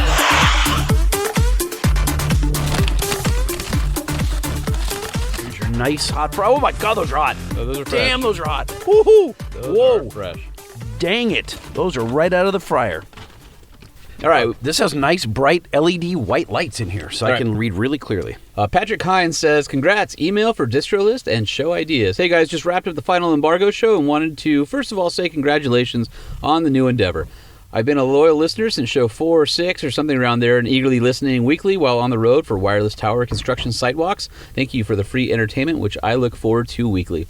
Anyways, figured I'd throw out some show ideas for the new year with the changes coming. You touched on AIM Industries a few shows ago, and we all remember the FBSS setups for $4.99 with their 40-page ads. Some deep diving into that company or the mini truck scene in general. First car truck was my 98 S10 regular cab fleet side. Sadly, no bags on my high school dry cleaner job salary, but eventually got to a 2.3 Beltec drop with a ZQ8 coils on some nice 18-inch wheels. Beltec, solid. I'll never forget the call from my college mailroom when I got leaf springs and spindles delivered to my dorm, telling me they had no way to get them over to my room, and I had to come pick them up at the loading dock. APC would also be some fun history of rising and falling, not failing, because I still to this day love me some clear corners and tails. Oh my God, APC was like way before Spider and all Dude, those other brands. APC is another piece of crap. That's what we called them in the magazine world. crowd, Because yeah. everything was cheap, Chinese, and horrible. But they had clears when everyone wanted to get rid of the Yeah, Ambers. they had the Altezas. That was the thing. Ooh, Altezza. Altezza? Yep. Was it just a made-up brand? No, Toyota Altezza Oh. was the IS of Japan, and it was the first production car that kind of had that style all of the chrome clears. with the clear and the red lights. And so everybody wanted the quote-unquote Altezza-style taillights. And APC brought them. They sure did. All foggy and everything after your first car wash. Yeah. All right, moving right along. Also, Brad DeBerti and his dad, who I believed owned Trent's Billet Grills from a few years ago. They seem like a good pair. And let me pause you right there. I spoke to Brad and his father about a week and a half ago. I've spoken to them twice at SEMA, and they said anytime, and then we never followed up. And I did the same thing about 2 weeks ago, and they're in. And we haven't followed up. It says they seem like a good pair, and the tie-in and mini truckers never seem to hurt. I'm sure you guys will come up with tons of great content, and hopefully some more relaxed rains will allow the juices to flow. Unfortunate phrasing. Anyway, I know you are working on the merch game. I would ask that you try to include 3XL, 4XL for some of your bigger fans. Might be tough to stock, but pre-sales help, just saying. Also, I prefer a flex fit hat over snapback, mainly because I can't stand the gap between the forehead and the face of the hat. Just food for thought. By the way, Patrick, I'm in the exact same way. I only wear flex fit hats. I do not wear snapbacks at all, ever. I refuse to. Yeah, I had to make ones, Truck Show Podcast ones, just for Holman. Yep, that's the only way I wear it, and it's actually replaced my quote-unquote purple four-wheeler hat that everybody laughs at that has been on my head for 15 years. It wasn't purple. It was some kind of weird brown stain color. No, it's blue. It's a light blue because of the UV. I don't know what it is anymore. Well, it's it's not a normal, sitting it's on not my a shelf. naturally occurring color, I'll tell you It's that. not. It's been to 4 continents. It's been all over the world. It's been in freezing temperatures, the hottest temperatures in the desert. It's protected my head for a number of years, and now my covering of choice is my brand new Truck Show Podcast Flex Fit hat, which I'm hoping we can offer on the merch site. He continues, speaking of food, with the location being relocated to the backyard, maybe some TSP barbecue for any in-studio guests. TSP branded barbecue sauce. That's what he said. TSP branded Dr. Pepper barbecue sauce? Okay. I don't hate that idea. I don't hate it but, either. I don't like we it should either. team That's up a with lot of work. Gringo Bandito. Dexter from Offspring owns He's Gringo He's Bandito. a HP? Well, he's not anymore. I mean, he lives in His Havasu. business is. Yeah, it is. I know the guy that runs it. It's right off Warner. Well, then Right maybe we should team up with him two for some blocks from here. hot sauce. He continues, I'm rambling at this point, so in any case, just have fun with it. Your combined efforts and long hours are hopefully paying off. Thank you for the continued shows and for both entertaining while teaching this gearhead way more than the specs or sales pitches, but the real BS aside honesty. 5 stars? 5-star review! 5 stars! And a Finnegan, yeah, buddy? Yeah, buddy. To the pod shed and beyond. Thanks, Patrick Hines. Thanks, buddy. We appreciate that. I'm going to use your email to soak up the Dr. Pepper that spilled all out of my soda here. New listener thoughts on the 88 to 98 Chevy from Jackson Frobel. Hey guys, my name is Jackson. I found your podcast a few days ago and love it so far. I'm not sure if you've done a segment on the 88 to 98 Chevys, and if you have, forgive me, as I haven't gotten that far. Listened to the last few episodes, then went straight to the beginning. Anyway, I'm just wondering what you guys think of the 88 to 98 OBS Chevy. I heard you mention all the other newer trucks, and that's awesome, but nothing about the OBS Chevy. Pictured below is my 98 K1500 that I've been building over the last 4 years. So far, I've done an old school, early 2000s Rancho 3-inch upper control arm lift, custom rear springs, 3/4 ton and 1 ton springs put together, swapped out the 4L60E for an NV 4500 5-speed, 33 12.5 15s on old school 15x10 American Racing rims, a floor pan, both rockers and cab corners, front bumper, and now it's all torn apart to put a 5.3 LS in it. Anyhow, figured I'd share my project with you. Hope all is well. And for lightning, chill, bro. Lights are supposed to melt the snow. All right, I like this guy. 5 stars as usual, and that's from the hills of Vermont, Jackson Frobel. P.S. Please excuse the disaster of my garage. Feel free to post on your Facebook page if you like.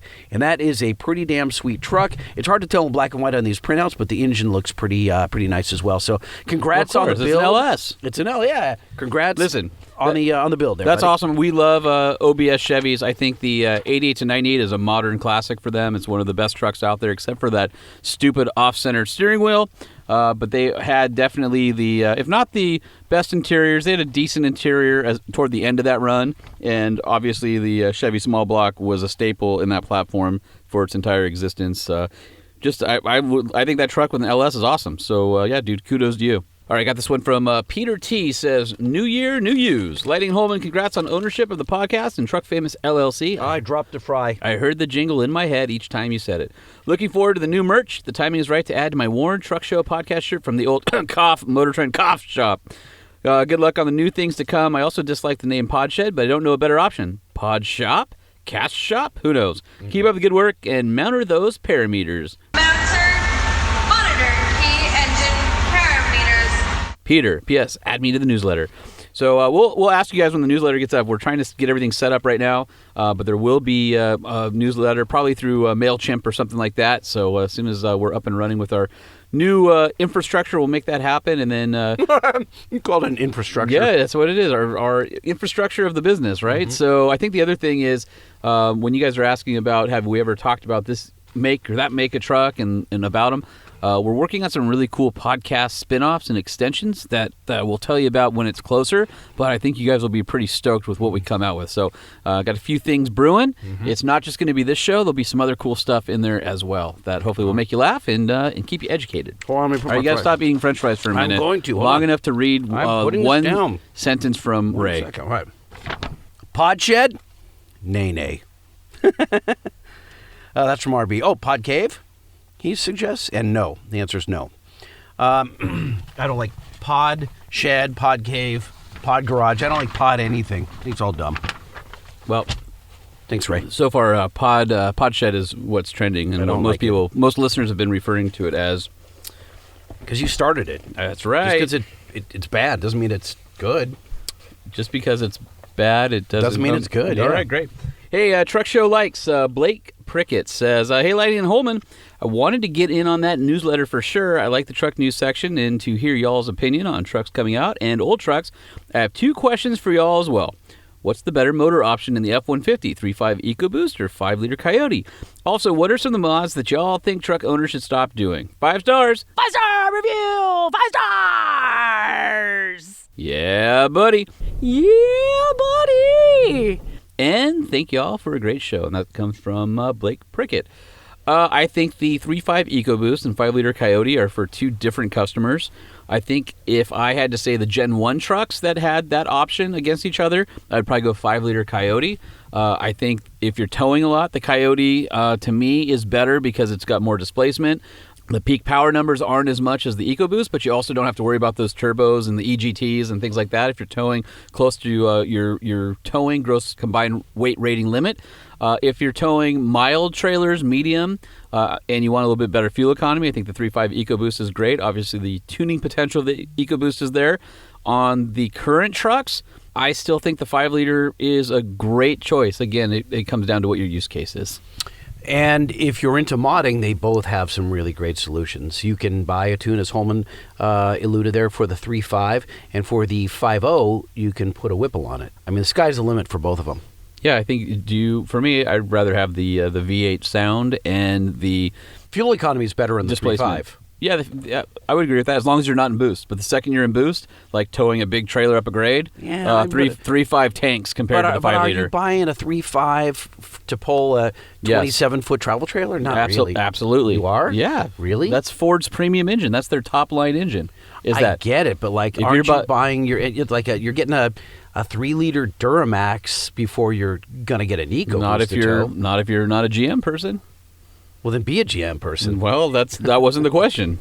And this email from Ryan Evans, and now this is largely just a photo, and it's a Beamer truck. It's a BMW It's kind of truck. rad. That is Yeah. a BMW 3 Series, what's referred to as the E30 body style, and everything from the B pillar back is a pickup truck, and it has a roof rack on it, or a cab over, rack over the bed portion, and it has those probably 18s with performance tires. I'm and going to it's say lowered. those are 17s. It looks awesome. I Why never thought an would E30 could look so cool. Someone do that? Why? I don't know, but I don't hate it. But that took a lot of work to do this. Yeah, and I still don't hate it. Look at the back. He's got a tubular bumper in the back. Yeah, I know. That thing's rad. Actually, he took off the plastic and just Well, you remember wrapped those, a piece of no. You remember DOM around it. No. You remember those E30s had a metal bumper, wasn't part of the body styling. Oh, that's right. And so he just unbolted it and put yanked on it the off. tube. Yeah. Huh. BMW truck. Huh. Rock on. All right. Be yourself. Enough of these letters. What do you say we get into some news? Right? What's new in trucks? We need to know. What's new in trucks? We need to know. What's new in trucks? We need to know. Lifted, lowered, and everything in between. What's happening in the world of trucks? I mean, there's so much to talk about. So I guess, did you hear about any of it? Nope. Did you just? You didn't even do a sound clip there. That was literally you fighting off Wiener Schnitzel trying to come out of your body. It was Wiener Schnitzel or your body. One of the two were. One was rejecting the other. I don't know which way. But that was hilarious. Normally you play out of my mouth or my pores. Normally you would play a drop and you didn't. You just went. You just had sound and you tried to form it into a no and it was not successful. Which is hilarious. No, I have not heard. I'm going to play a All drop right. on the next one. Okay. Ram Revolution concept got announced at CES. Well, what'd you think? Posted it on our Facebook page. What'd you See that? think? I really like it. It's four-wheel steering, 2 motors. It is envisioned to have a 500-mile range, but the concept didn't have the gas range extender, which I'm told is coming to the production version. Really? So I don't know if it's 500 miles from a charge or 500 miles total when you take into the gas engine.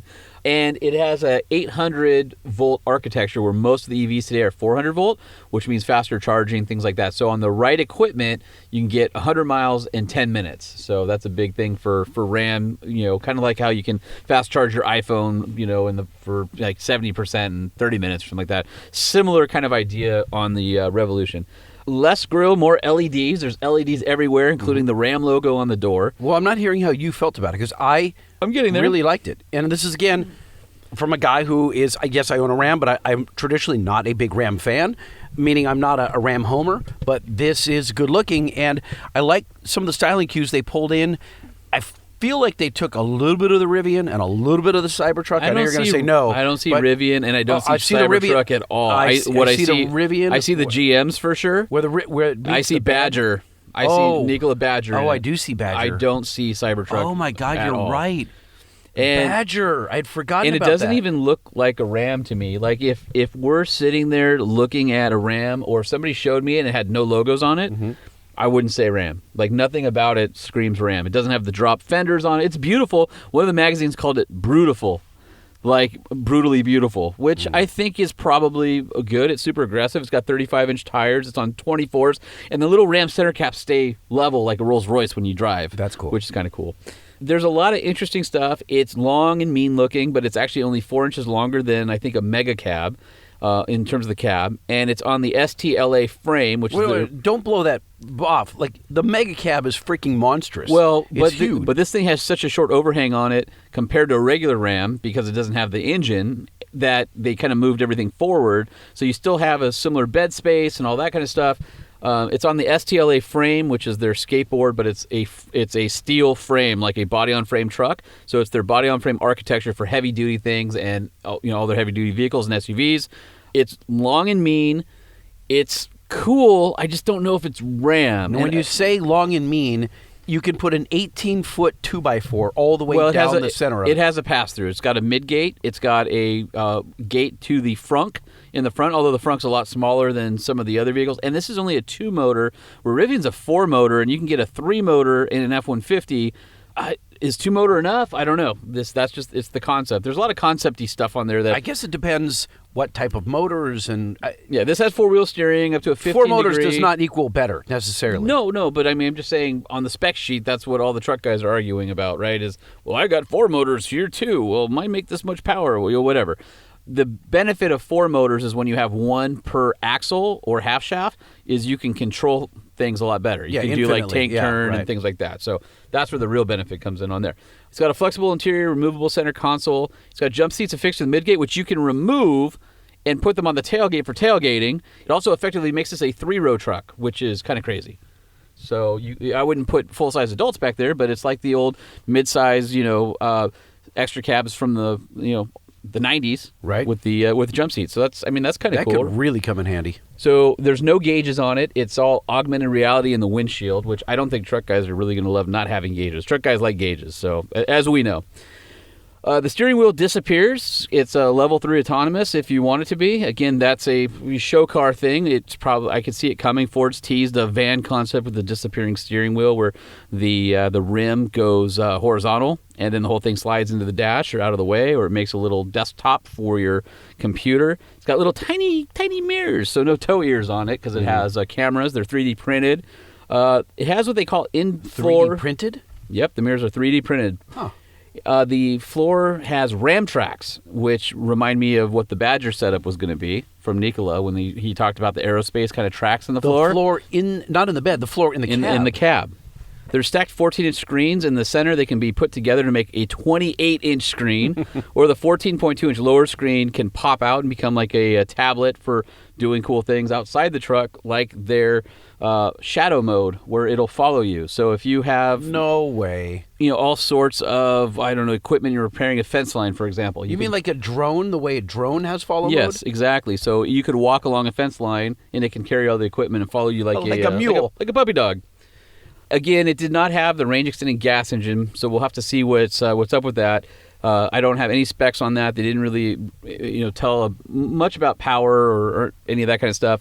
The suicide doors, good for concept, not for production. They've said it's basically going to be a crew cab pickup truck, so don't expect that.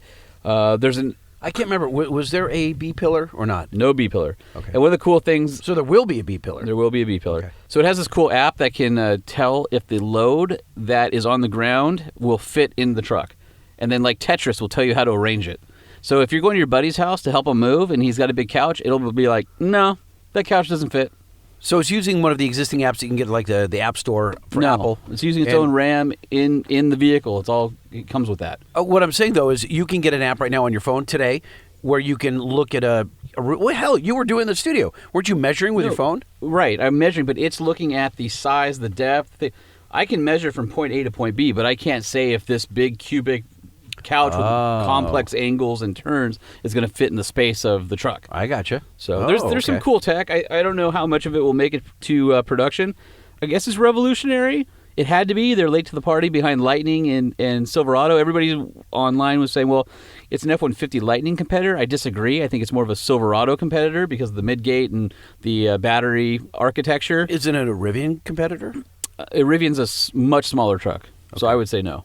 Okay. I mean, if you're looking at EV, I guess, but no, the real competitor is going to be the Hummer and the Silverado and the Sierra EVs. The F-150 is more of a traditional truck like we know it today.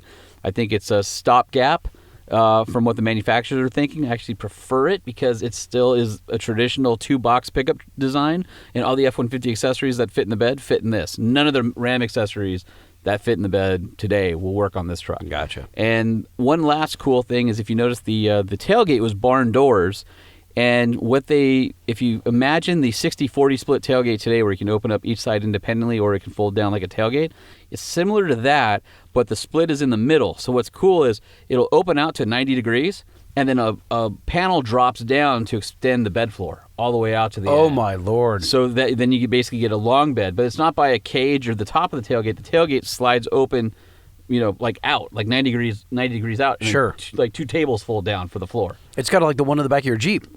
Kind of like that. Yeah. I mean, it's really innovative. There's a lot of really cool stuff. I'm sure you would love the capacitive glass roof that can turn, various levels of tint. It's got, some of the cool interior modes when parked, all that stuff. So is it a truck? Yeah, I guess it's a truck. I think it's cool. I think it's maybe cooler than what GM showed with the Silverado. But GM showed a production version, and Ram showed a wild, out-there concept with a bunch of stuff that isn't quite ready for prime time. So let's see what the real truck is going to be. But I think there's a lot of excitement and buzz around it. How much do you think will actually make it to production? I would say 75%. Okay. Hey, Lighting, did you hear? No. The guy with the overloaded Ram 3500 where the frame broke in the middle. I saw that about camper. 75 times. Yeah, I figured we should probably talk about it because I also saw it at least 75 times, maybe 475 I times. love how it happens to a dude, and everyone extrapolates that all Ram trucks break in the middle. Right at the Wait, right where the they don't? See? Exactly. So here's what's interesting about the truck, and this is the reason I bring this up is not to make fun of that guy or not to sensationalize. Oh my God, the Ram dually broke. It's that you guys really have to understand gross vehicle weight ratings. While this guy had hauled, I guess he said the Rocky Mountains, Pacific Northwest, Baja, 25,000 miles in a 3500 dually. He had a Eagle Cap 1165 since new. He said he had no issues until apparently he did. He said the payload on the capacity of the truck was 7,800 pounds, and the camper dry weight was close to 5,000 pounds, fully loaded, probably at 6,500. So he was thinking he's way under, right? Mm-hmm. And that number happens to be for the regular cab gas 3,500 dually, not the Cummins 3,500 dually. Oh. And so what does that do to the frame right there in the center? Like, I don't really understand. Because that's where all the weight is. Wait a minute, the Cummins is all the way in the front of the truck. The frame, yeah, exactly. So if you took a straw and you held it between two fingers and you had a fulcrum in the middle and you loaded each end, where's it going to bend? Oh, the center. Right in the center. Got it. So the real max payload on his particular truck, again, a 4x4 diesel dually, was 5,850 pounds. Well short of what he thought of the 7,680 pounds. So as of this point, Mopar has said no go on warranty because you were way overweight. And he's going, no, this is the weight. And they said, not for that one.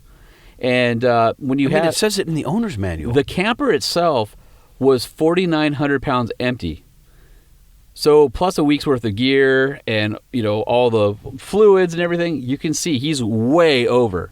He's at least 1,000, maybe more. Did anyone write that story? There's been several different outlets. The Drive was one of them. Which sucks because by the time they write that up, that would have been something that you corrected. You're like, no, that's BS, and here's the real deal. But by the time your story gets out, everyone just has already made up their mind that the Ram 3500 is weak sauce. Yeah, and has nothing to do with that. The Ram failed after 25,000 miles of being 1,000 to 1,500 pounds overloaded. That sounds pretty awesome to me.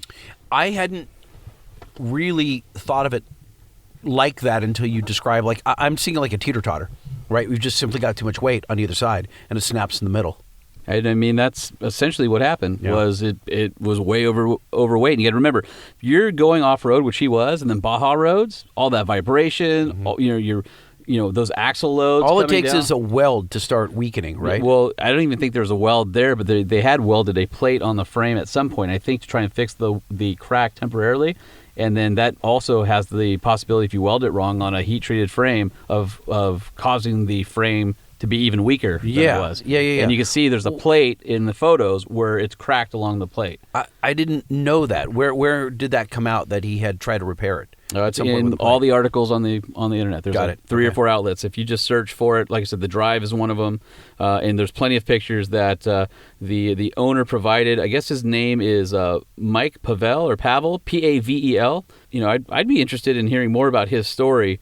But he provided plenty of photos. You can just see how massive that camper is. That is the biggest camper you can put on a truck. Holy crap! But he was pretty proud. I mean, he posted the snot out of it because he wanted Ram to pay. Right, and I don't know that it helps him or not because once you figure out, the weight, and the internet sleuths kind of figured out. He was in the wrong. You're over. Hey, Lighting, did you hear? No. Tesla has apparently backtracked on making standard the yoke. And so on the S and X, you can go back to a steering wheel now. Thank God. Which means on the Cybertruck, I'm sure they'll have a steering wheel. Wheel, yeah. Because yokes suck. Hey, Lighting, did you hear? I want to go into sales because there's some pretty cool numbers coming out. You should stick with the podcast. You're not a great salesman. I'm an awesome salesperson. Okay. All right, so Ford Maverick outsold the Hyundai Santa Cruz by more than double. Oh, my Lord. The And Maverick, Santa Cruz is a pretty popular truck. Mavericks are did I call it everywhere. a truck? Trucklet. Or a sport utility truck. Mm-hmm. So I've been seeing the Mavericks all over the place. I've seen a few Santa Cruzes starting to pop up around here. I think we're lucky in Southern California because we literally see everything before everybody else does. And Hyundai sold 36,480 units of the Santa Cruz. That's actually pretty darn good. But Ford sold 74,370. I mean, people must just love that truck. It was a runaway and is a runaway success. Yeah, I don't even know if you can get one without a markup right now. I don't think you can get one for the base price of Have around you $20,000. seen one on a dealer lot? Because I have not. I may have seen one or two. Like in but the they had a showroom, markup, right? Yeah, but not out and about. Yeah. And that would be something that I think is a great beginner car for somebody, or just a cheap around town. And I desperately wanted to hate it, and I didn't. Yeah. All right, so moving on from the Maverick sales to the midsize sales, some actual great news for Nissan and the Frontier, because we have talked about this before. The Frontier is all over the place. I saw 3 more today. I actually saw a young girl, look like high school age, driving a King Cab red base model S. Was she hot? No, she wasn't hot. She was in high school. Oh, high school. Sorry, I didn't. What's wrong with you? I didn't. Accidentally offensive. Accidentally That's where offensive, that yes. T-shirt comes in. Well, because chicks are hotter when they drive trucks. You know that, right? That's the rule. All right, Lightning, moving right along. You can be 18 in high school. You understand that, right? I'm not going down that road with you. All right. You are all alone. I'm not saying. You're I'm all not saying alone. anything. All right, so the Toyota Tacoma came in at a whopping 237,323 trucks, but that's a 6% decline from last year. Hey, listen, light bars on the road are illegal, buddy. Right in our eyes. All right, Thanks. some Thanks for guy, nothing. drove by with a light bar, and now Lightning's yelling at him. First is turn on your headlights, now it's turn off your light bars. got a People light are bar. confused, dude. If I was a cop, I'd pull the guy over. Well, you're not. Turn your You're light bar off. Sitting in a parking lot in Bonehead. a Titan XD with me, sweating out chili. Chevy Colorado sold 89,197. That's a plus 22% from last year. Any breakdown of the engine? And the GMC Canyon sold 27,819, which is up 15%. So together, the GM Twins came in number 2 at 117,016 for a 20% increase year over year. Next up is the Jeep Gladiator, 77,855. It was a 13% drop from last year, but still 77,000 is a pretty tight number. Yeah. And then the Nissan Frontier, next up, 76,183. That's a 25.5% increase from last year. Because it's a badass truck and the redesign is really well executed. 76,000. I mean, they're behind the Jeep Gladiator by like 1,500. That's it.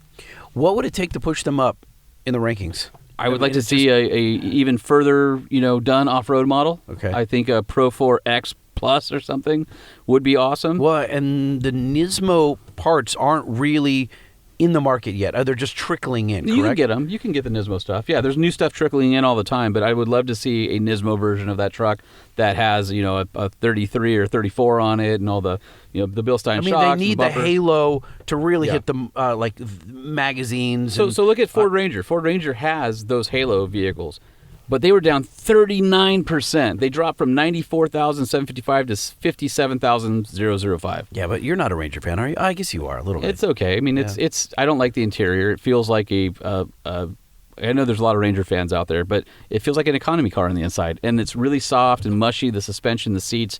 It's just It's not my style. And I've owned 3 Rangers in my path. I just don't like the current body style. They're just eh. And then the Honda Ridgeline came in at 42,762. It was actually up 3%. So those people have no taste. So, Rick Young, right? Okay. He used to work for Banks way back in the day, that Rick Young? Okay. No, you know Rick Young. Yes, I'm saying, okay, why continue your you story. blowing me off like you didn't know who he was. Anyway, he's back at Banks, and he parks in front. It's a Ridgeline. In a freaking Ridgeline. And we're like, that's not okay, right? He goes, what are you talking about? He goes, I parked my truck out front. We go, that's not a truck.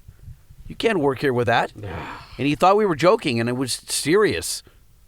Like, and bro, so what did you guys do? I'm putting the pressure on him. I want him to sell. Did you egg his car? No, I would never egg a vehicle. Did you let all the air out of his tires? I did. that way the truck you didn't want parked in front of Banks couldn't go anywhere? No. I waited till he moved it and parked it elsewhere, and then I let all the air out. All right, so I also put a banana in his tailpipe. The Beverly Hills Cop. Jeez. It's like 1980s are calling. 2022 full-size SUV sales were kind of some interesting numbers here. Oh, okay, wait, hold on a second. You said 2022 SUV sales, right? All right. I'm going to guess that the number one selling SUV last year was, I want to say a Tahoe, but I know it's not. You're right. Toyota Land Cruiser sold 48. Yeah, right. Okay, wow. 48.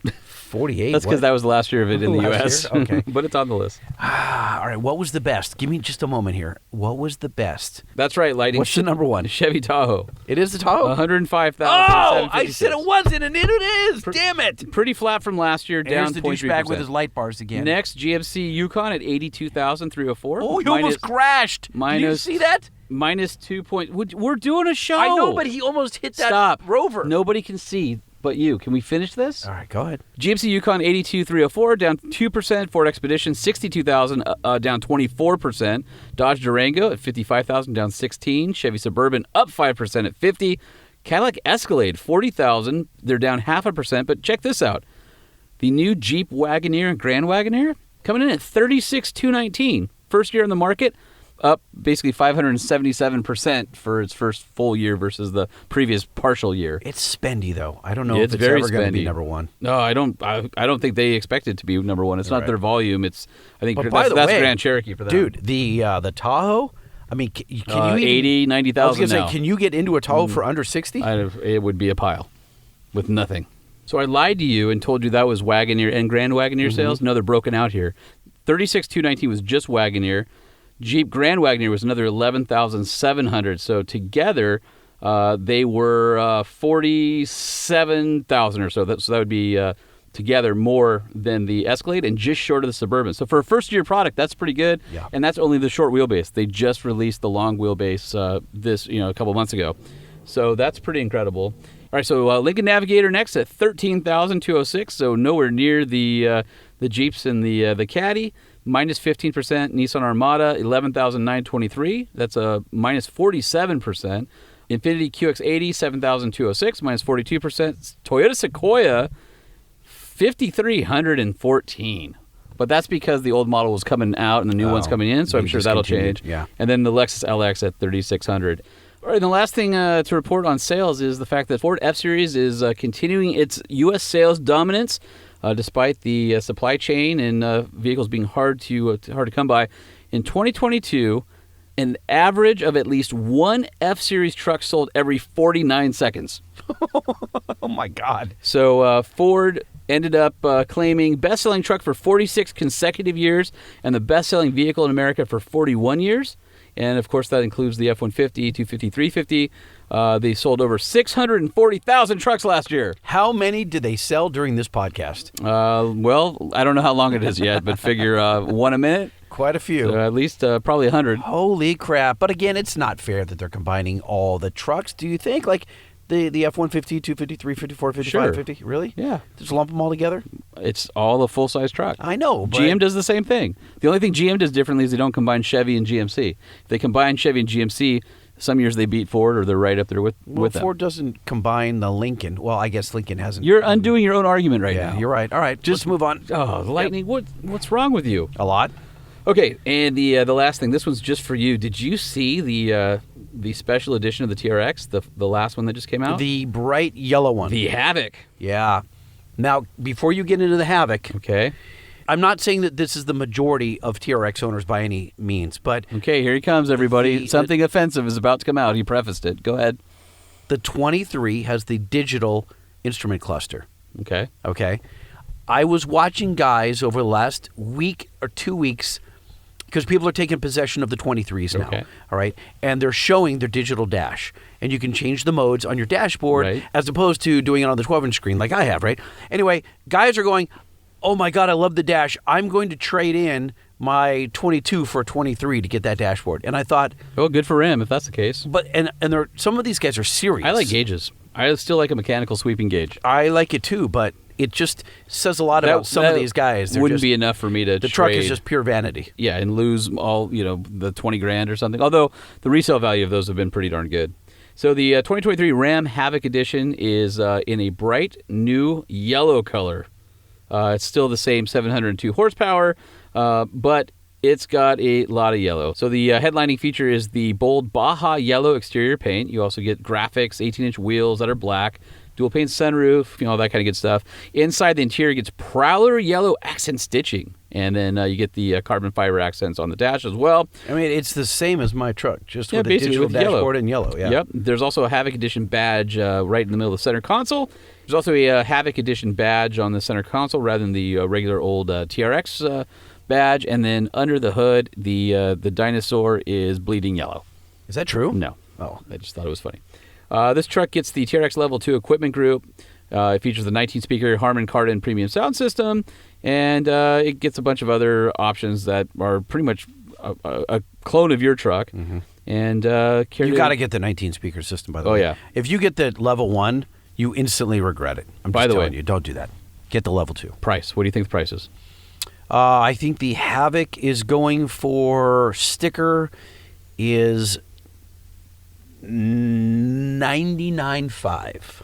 106,445. Oh my Lord! So, Becky, look at that butt. Listen, if it's yellow, it must have real gold in the paint or something. All right, starting the engine, firing up the old Titan. We're getting out of here. We had our chili dogs, our Wiener Schnitzel. We've reconnected with our favorite worst fast food in the neighborhood. I got to be honest, I'm not sure if the chili dogs are going to come up or go down. Lightning has been treated to the Nissan Titan XD, which I think he probably forgot how much he liked. I do. I think it's quiet, powerful, luxurious, roomy.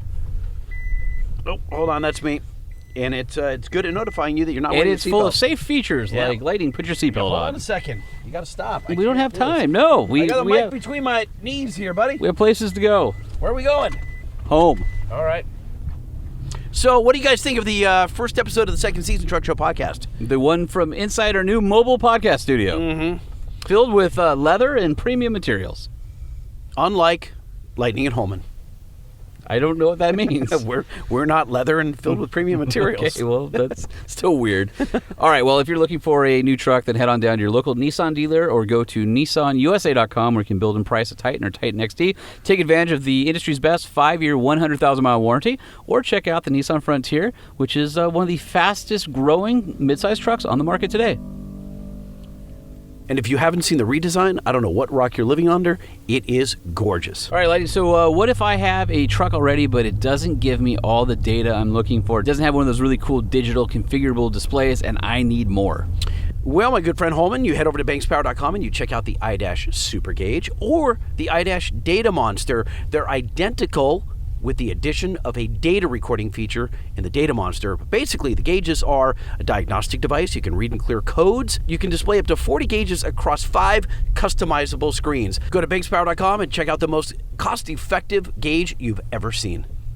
All right, well, hopefully you guys loved the first show of the new season of the Truck Show Podcast. Nope, it was a big letdown. And we want to hear from you. So truckshowpodcast@gmail.com, or of course you can follow us on the socials, which we promise to be more active on going forward, but it's been a little bit busy lately. But you can follow us at Sean P. Holman, at LBC Lighting, or at Truck Show Podcast. And we want to hear from you. Of course, you can always leave a message, 5-star hotline, 657-205-6105. Okay, Holman, how do you feel about a street takeover with the Nissan Titan XD Platinum Reserve? Are you talking about doing intersection donuts? Yes, I am. No, we're not going to do that. Why not? I just checked with ownership, and they said no. You're the owner. He said no. What? You can't veto everything I come up with. I'm only vetoing the dumb ideas. Listen, here's the deal. Nissan has been far too good to this podcast for us to go out and do reckless behavior like that and to put a stain on our relationship with them by treating their vehicles in a reckless manner. Really? Yeah, really. No. Come on, let's do it. You still recording? Yeah? Just kill the mic for a sec. Yes. The Truck Show Podcast is a production of Truck Famous LLC. This podcast was created by Sean Holman and Jay Tillis with production elements by DJ Omar Khan. If you like what you've heard, please open your Apple Podcast or Spotify app and give us a 5-star rating. And if you're a fan, there's no better way to show your support than by patronizing our sponsors.